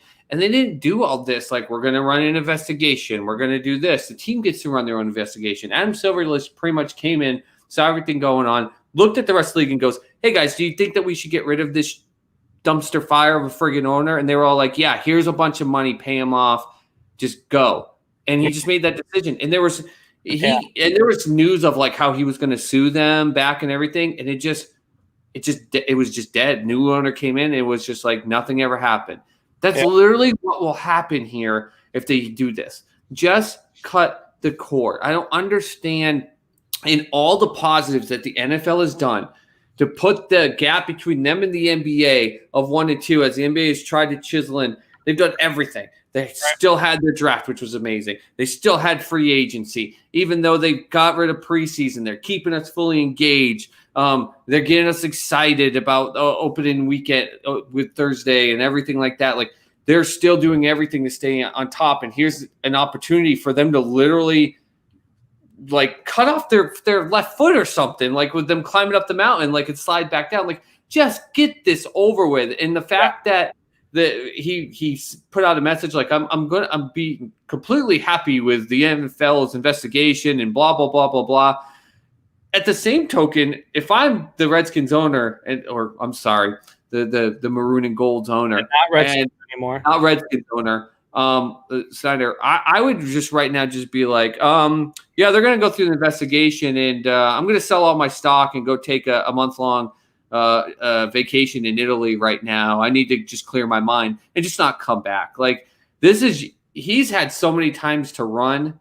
But obviously, with what we're hearing, this guy is an egomaniac, and he thinks that he can do whatever he wants. And because of that, the NFL just needs to come together. The owners need to get together. I know it's a boys' club, but they got to come together and go, if this drags out, we will look terrible. Yeah. Cut it out and be done with it. And I'm just blown away they haven't done it. Yeah, no, absolutely. It's a joke at this point. So, anyway, I have the third pick in tonight's draft that I have in my fantasy league that I'm playing in. And who do you think I should take? Well, if my thought process will be McCaffrey, I'm thinking PPR. McCaffrey go 1, and there's a chance Barkley goes 2. Right. He's their only offensive weapon. Yep. You know who you need to go with. Come on, man. It's our boy. You got to go Zeke with 3. I'm thinking because it's a PPR league, man. I really like the idea of maybe I'm outthinking myself, but that kid from Kansas City, man, Edwards-Helaire. No, not yet, because remember with Kansas City, what they can do is they make a superstar out of you a week or 2, and then all of a sudden you're not. And the focus is he's going to be their top running back in that aspect, right? But you're going to get a 32-point game out of him, and then you're going to get 6 points because Mahomes has so many weapons. We've talked about this over and over. Ezekiel Elliott is the machine and the motor for the Dallas Cowboys. He's efficient year in and year out. Sure, he'll lose a couple catches, so if it's a PPR league, that might hurt you. But they've already been talking about how they're going to make this a run-focused team first, not because they don't trust the wide receivers, but they want to make it where their wide receivers are that much more open, which to me – seems like the coaching is just trying to make it where Dak looks even better, which if that's what you got to do, that's what you got to do. If you're coaching the Dallas Cowboys right now, you need to give Dak a chance to succeed. But I mean, man, he's just, we talk about it all the time. He's just the most efficient player in the NFL. He's gone up in the efficiency rating every year. It's your team, my man. But if I'm you, I'm drafting Zeke. Now, I wish that was the choice I had in our league, but unfortunately I didn't have that choice with the last damn pick. Sean Weechek chimes in. Is that a Calvin Ridley? Yes, it is. It is, Sean. And look, all we have to do is 100 subscribers, and look, I got both of these jerseys behind me are going into that giveaway. This is an autographed Calvin Ridley Alabama jersey. Got the JSA certification on it, so yeah. And Sean's a huge Atlanta Falcons fan, and he just posted yesterday some nasty videos of Calvin Ridley. So Sean, I don't know if you heard at the beginning, but jersey too then.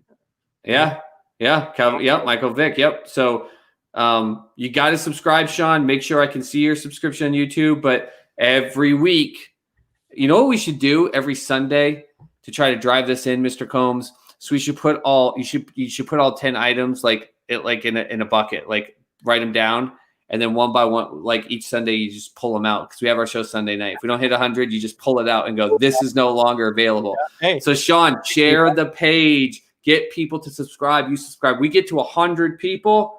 We just need 73 more. We get to 100 people. All of the things are there, and you could have that Calvin Ridley jersey. Sunday, we pull it up. We pull something off the table if we're not at 100. So yep. But yeah. So let's get into some NBA talk because I made you talk about how your Bruins were eliminated. So I do want to let you boast a little bit because today your Celtics did go up 2-0 on the Toronto Raptors. I said on Sunday that I think that they were going to sweep the Toronto Raptors. I think that they are the best team in basketball right now. I think that they're better than the Los Angeles Lakers right now. I really do. I think that the Celtics are the team to beat in the East, and I think that they're the team to beat in the NBA right now. It is. I said it when we started this. They're the only team in the league, regular season and in the bubble, top 4 efficiency in both offense and defense. And that's just to me, the guy that's just expected to coach well, the next Popovich and Stevens, and he's just coaching his lights out and how he talks. I mean, they had an interview during the game where they started doing better because they kind of came out slow. And if it wasn't for Robert Williams doing well in the first quarter, they would have kind of been behind by a good chunk. And they caught up. And in fact, they were doing the interview with him, and the Celtics were up by 2. And he's like, man, we're playing like crap. We're slow. We're walking right now. We're not doing anything. And I was like, woo, Stevens is mad. But I mean, what's great is you're seeing Tatum come out and truly be that leader, and Kemba Walker and Brown and all these other guys. They're just rotating, and Marcus Smart. They just rotate on who's doing what. But then you're seeing those bench players that, as Celtics fans, we saw them draft some in the later rounds, and they've held on to them, and they're developing. But we were like, a lot of us were just like, hey, but is it going to really equate to anything? And now we're seeing in the playoffs, some of these guys just coming up and they don't need to have a full stellar game, but some of these guys are stepping up and having a quarter where they're the best player on the court. And that's how you win in the NBA. I know the superstar aspect is the thought process, but when your whole team through the bench, teams that win championships, their bench can outscore your bench. And Stevens is making sure the Celtics is doing it. So good win by them today. I still don't predict that I'll love to see if they sweep. I'd love your prediction to be right.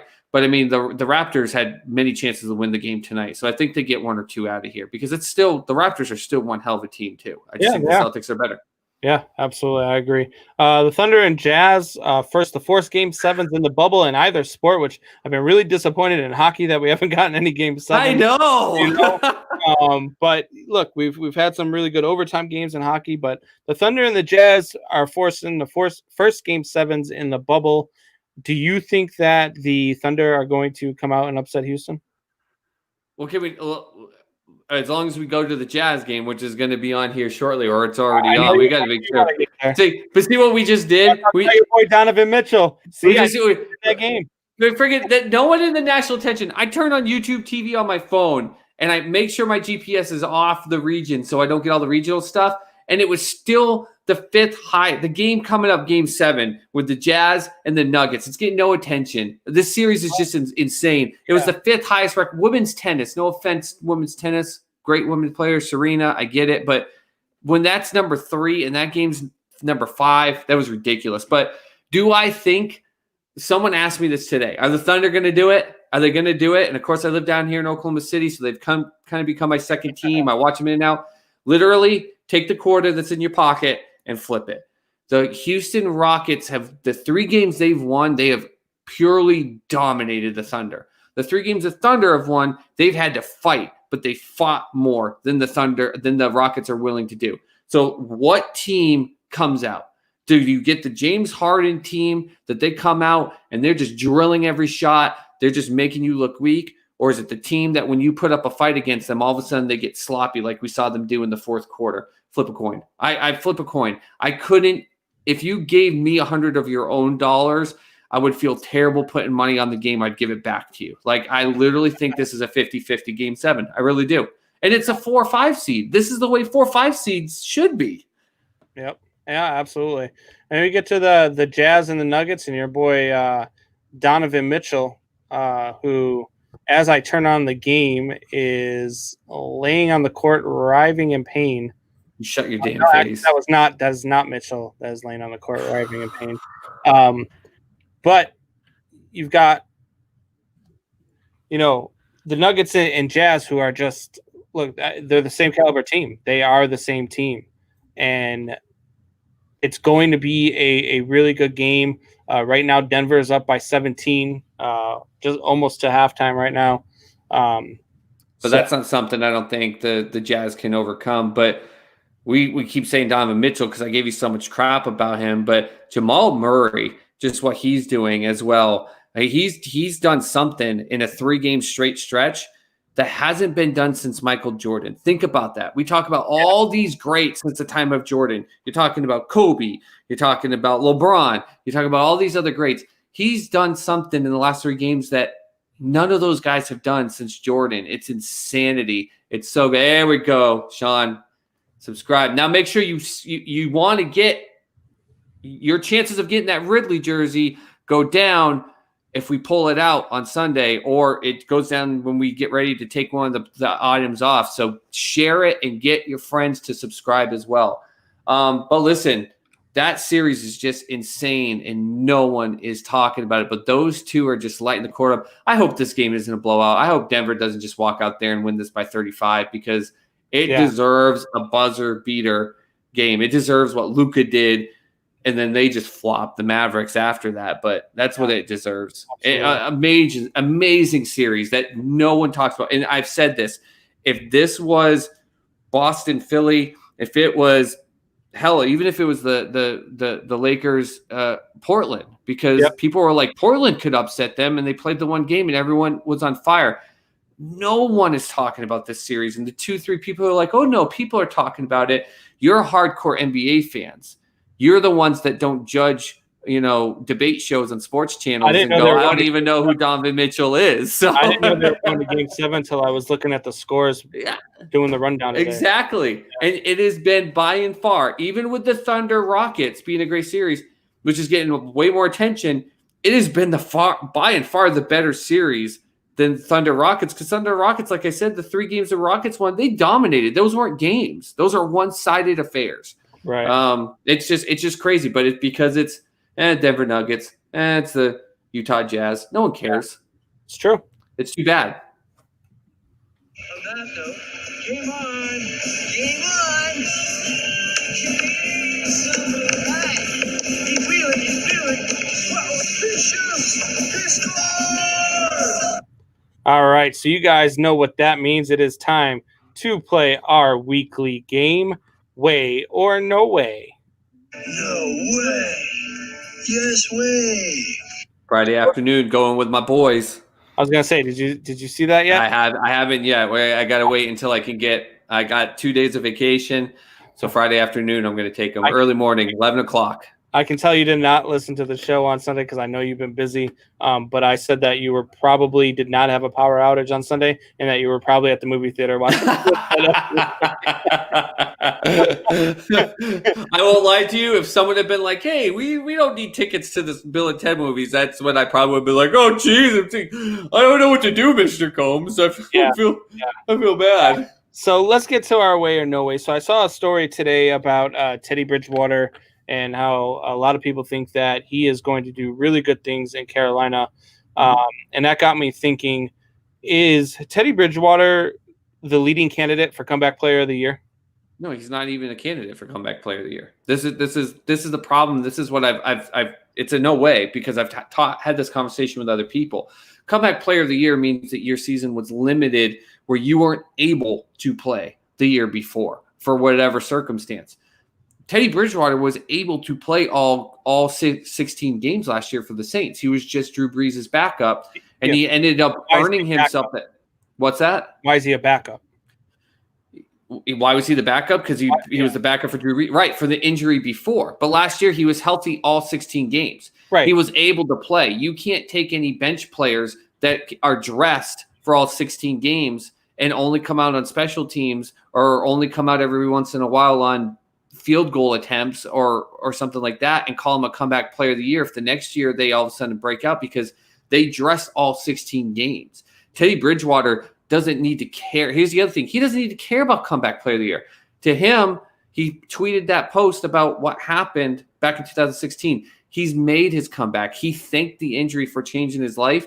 He earned the starting quarterback spot by Carolina because they saw him manage the games for New Orleans, and he deserved to be a leader. He doesn't need comeback player, and he's not even available for it, so no way.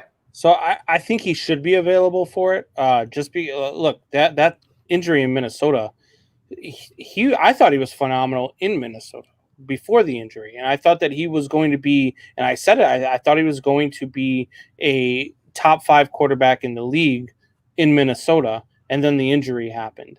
And for him to get injured like that, Minnesota moved on. They did what they needed to do for their franchise because they weren't sure how healthy he was going to be or how well he was going to come back.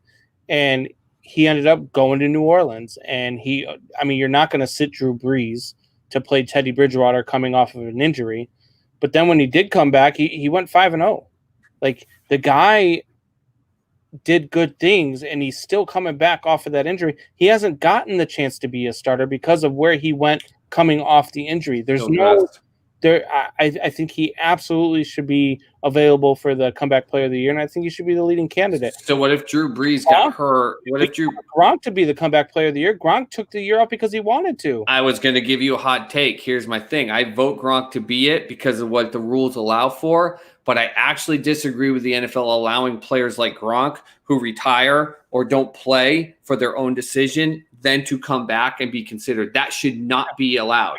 And that's why I'm saying no way with Teddy, because it's not even possible. He dressed for all 16 games. If Drew Brees went down 1 minute in week 1 and was out for the season, a la Tom Brady, the year Matt Castle took over from him, he would have played all 16 games. And then, yes, you're considered for it, but that's not the case. He dressed. He was able to play. He did not play. Last year was his comeback year. Well, this is not, by rule, it's not. And that's and get Goodell on this show so we can talk to him about this because this needs to change. As long as he has his edibles and he can sit in his big brown leather chair and just relax back and be like, what are we doing? What's in this card? So we talked about the Washington not Redskins anymore a little bit in the. They're the Bobs, by the way. I can't believe we forgot that. Yeah, the Bobs. I'm still keep going with the not Redskins anymore. So if the NFL doesn't remove Dan Snyder, the Washington not Redskins anymore will never be a relevant organization again. No, because it's, I say no way just in the fact that Daniel Snyder has to die sometime. And so ever again means in the history of the future. All right, until he relinquishes, they're not going to be a relevant organization. How about that? Until he relinquishes, if they don't get rid of him, then away.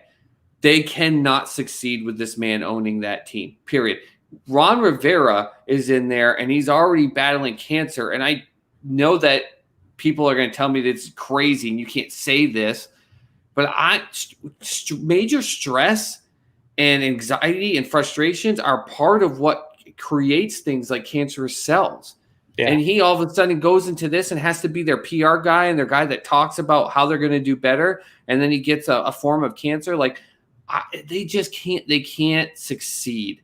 They try. They get some decent players that at least want to put the effort out there, the Alex Smiths, the Adrian Petersons, the things like that, but they can't.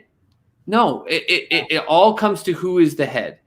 And if your head is the most disgusting, self-rotten person there is, then no, you can't succeed. Yeah, that's why it's away from me too. They're until this guy has no say in this team and is out of the picture, gone for good. Yep.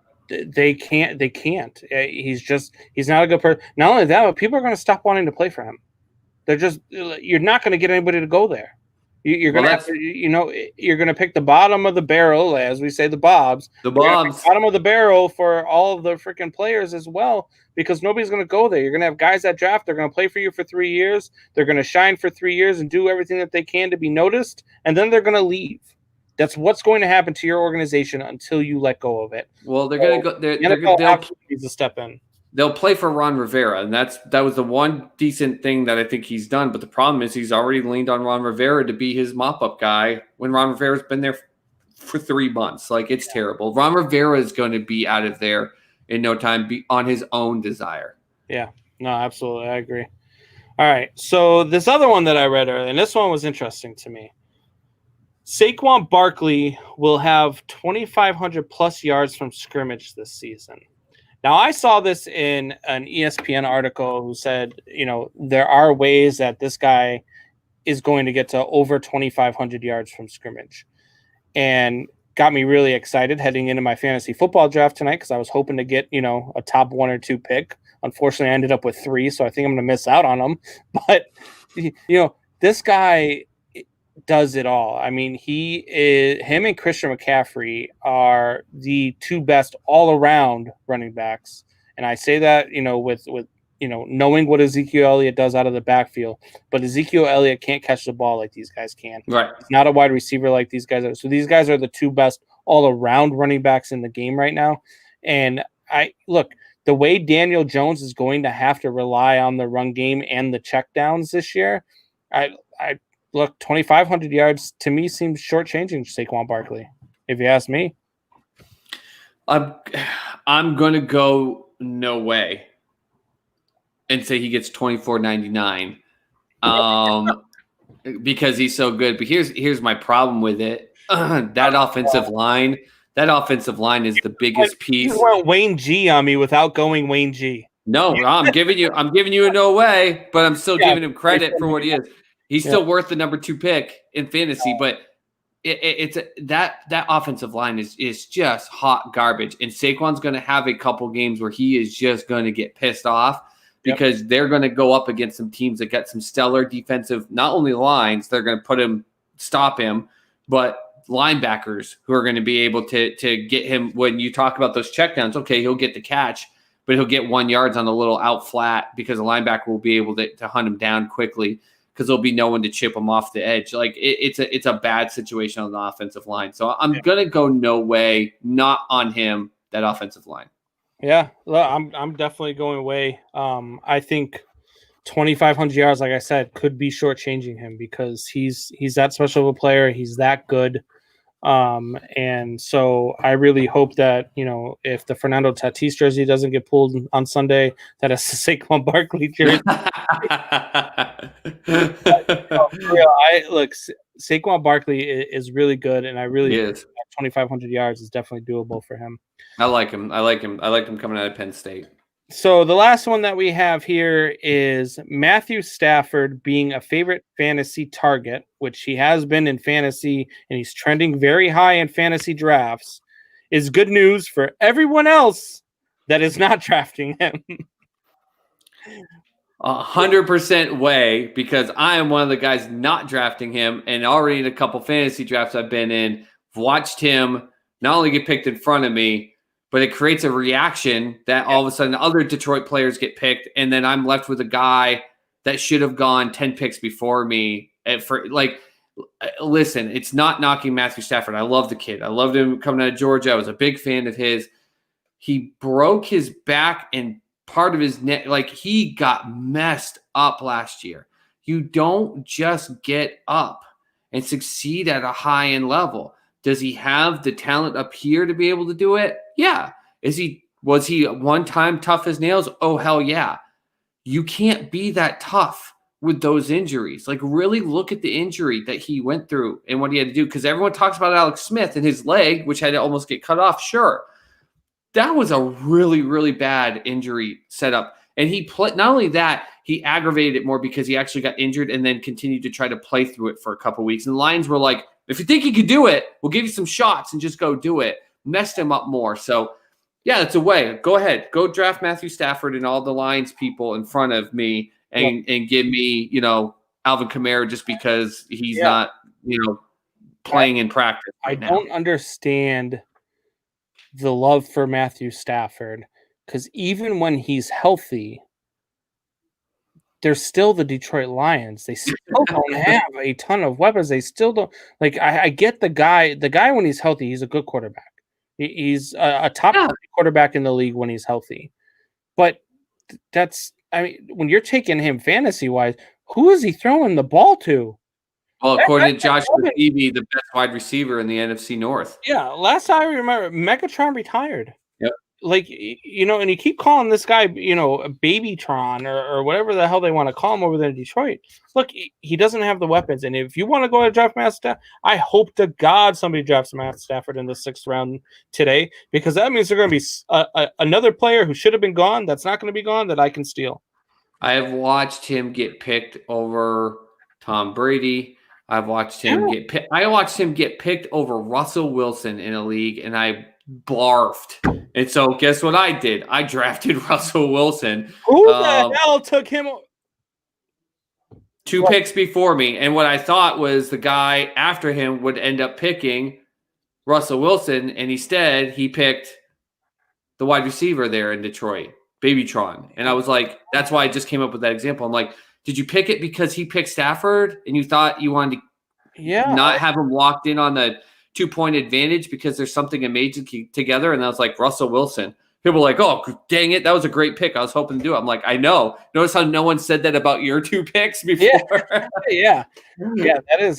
That's absolutely amazing. Yeah, it's crazy. It's crazy.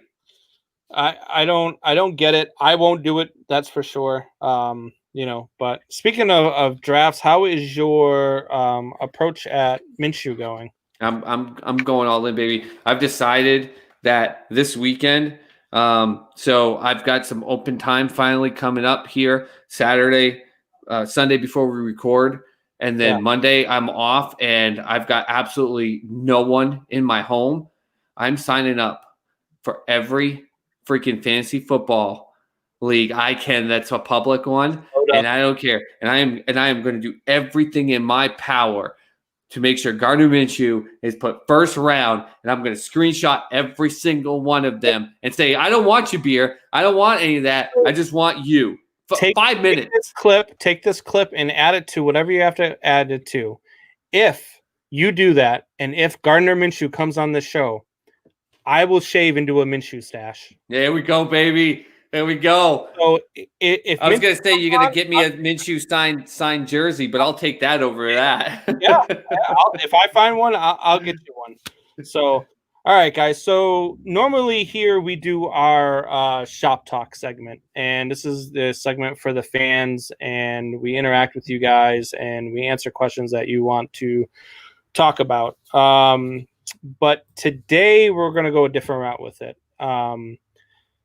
Yesterday, the softball community over in Vermont, where I played for the last 5-6 years before moving out of there, lost one of their really young, bright, talented players. And even more importantly, they lost a friend, a brother, a son, and he took his own life. And Jack Sweet was one of those guys who, if you met him, he made everything brighter. His smile lit up a room. He was an amazing kid and an even more amazing friend. And I didn't get to know him, greatly beyond playing with him on the field and being a teammate of his for 2 seasons. I didn't get to bond with him off the field, but I am friends with people who were really close to him, and my heart completely goes out to them and to Jack and his family. It is a very sad time in that community because they are really a tight-knit community. That softball family, if you guys don't know, what it is, I mean, when you play softball and you get into teams and leagues and all that stuff, you're traveling with one another, you're going to tournaments with one another, you're staying at hotels, you're doing all sorts of stuff together. So you really become a tight-knit family. Yep. And I was really, really bothered when I got the news yesterday that he had taken his own life and he lost his battle. He had struggled with depression his whole life, which I didn't know about until yesterday. And so I just want to read you guys real quick his obituary, which is Jackson Avery Sweet was born on September 11th, 1997, to his loving parents, David and Danielle Sweet. Everyone called him Jack. He began his life in Vershire, Vermont, across the road from his grandparents, Steve and Gina Boyd, who gave Jack a home away from home. Later, Jack and his family moved to Stratford, where they reside today. Jack was a beloved son, big brother, grandson, nephew, cousin, friend, and teammate. Jack loved to snowmobile, compete in snowmobile racing, and play baseball and softball. But his favorite thing was hunting and fishing with his little brother and his dad. Whatever he did, his brother, parents, grandparents, and uncles were there to cheer him on. He enjoyed spending time with his family and friends at the camp in Derby, as well as vacations to the Cape and Culebra, especially with his younger brother, Jesse, who he adored and who had a close relationship with. He had a huge group of friends with whom he made many memories. Jack attended Caring Community Preschool, Westshire Elementary School, Wellspring and Chelsea, Thetford Academy, Riverbend Technical Center. He graduated in 2016. Jack attended Paul Smith College before joining his dad in the family business as a carpenter. He worked alongside his dad, and together they created beautiful homes together throughout the Upper Valley.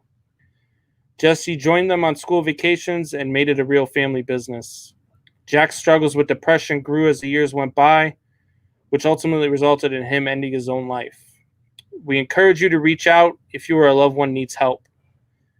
In lieu of flowers, please consider making donation in Jack's names to the Clara Martin Center in Bradford, Vermont.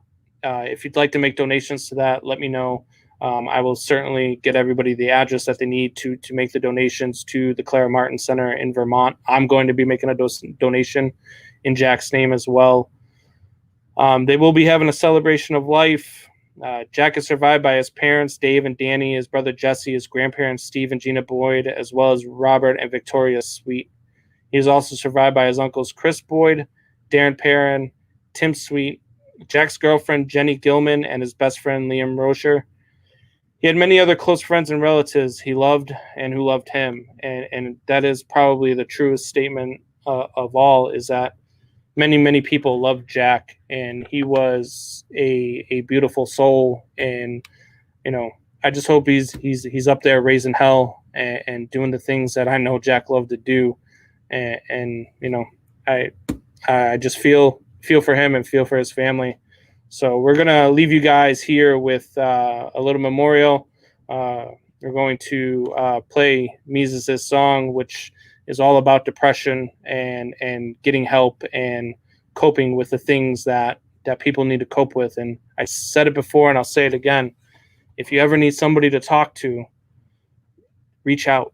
There's always something that we can do. And if you're struggling and you're fighting with your demons, by all means, do everything that you can to seek the help that you need. And even if it's just to talk, any time of day, any time of night, just reach out.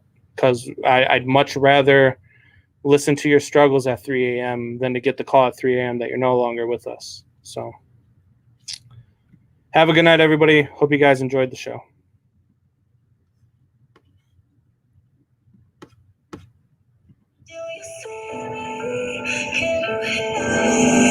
I'm still in your dreams and I'm struggling. Do you see me? Can you hear me? I'm still in your dreams and I'm struggling. Do you see me? Can you hear me? I'm still in your dreams and I'm struggling. Do you see me? Can you hear me? I'm still in your dreams and I'm struggling. Do you see me? How can or not. All up in my face every time that I jot, every time that I stop. Take a breath for a second before you stepping on my chest, taking shots. Keep them others down. But you never keep them down. I'm a king with my crown and the king with the king of me. Won the victory when he rose from the ground. Jesus, can't shout his name proud. Care about the in crowd. Care about truth. That's something you don't know about. Might try to make change, but the trolls trying to change me back to the old me. This in high school, you don't know me. Now all you do is troll me. Got so. Can you hear me? I'm singing dreams of the sun. Do you see me? Can you hear me? I'm singing dreams of the sun. Do you see me? Can you hear me? I'm singing dreams of the sun. Do you see me? Can you hear me? I'm singing dreams of the sun. Do you see me? What you know about demons? 'Cause I know a whole lot. I fight him in my sleep all the time, speaking time, wake me up at 3 o'clock. So what's that tell you? Think it means that I'm going to hell? Do hell no, it means I'm a threat to him. So I suggest that you listen real close to what I tell you. 'Cause I ain't gonna be here long, but you can always hear a song. For myself, while I try still when I write this. Get straight to hold on. Struggling for so long, I don't even know what peace feel like. My dreams died, this is real life. Tears in my eyes, looking at the ceiling like. Can you hear me? I'm singing dreams of the sun. Do you see me? Can you hear me? I'm singing dreams of the sun. Do you see me? Can you hear me? I'm singing dreams of the sun. Do you see me? Can you hear me? I'm singing dreams of the sun. Do you see me?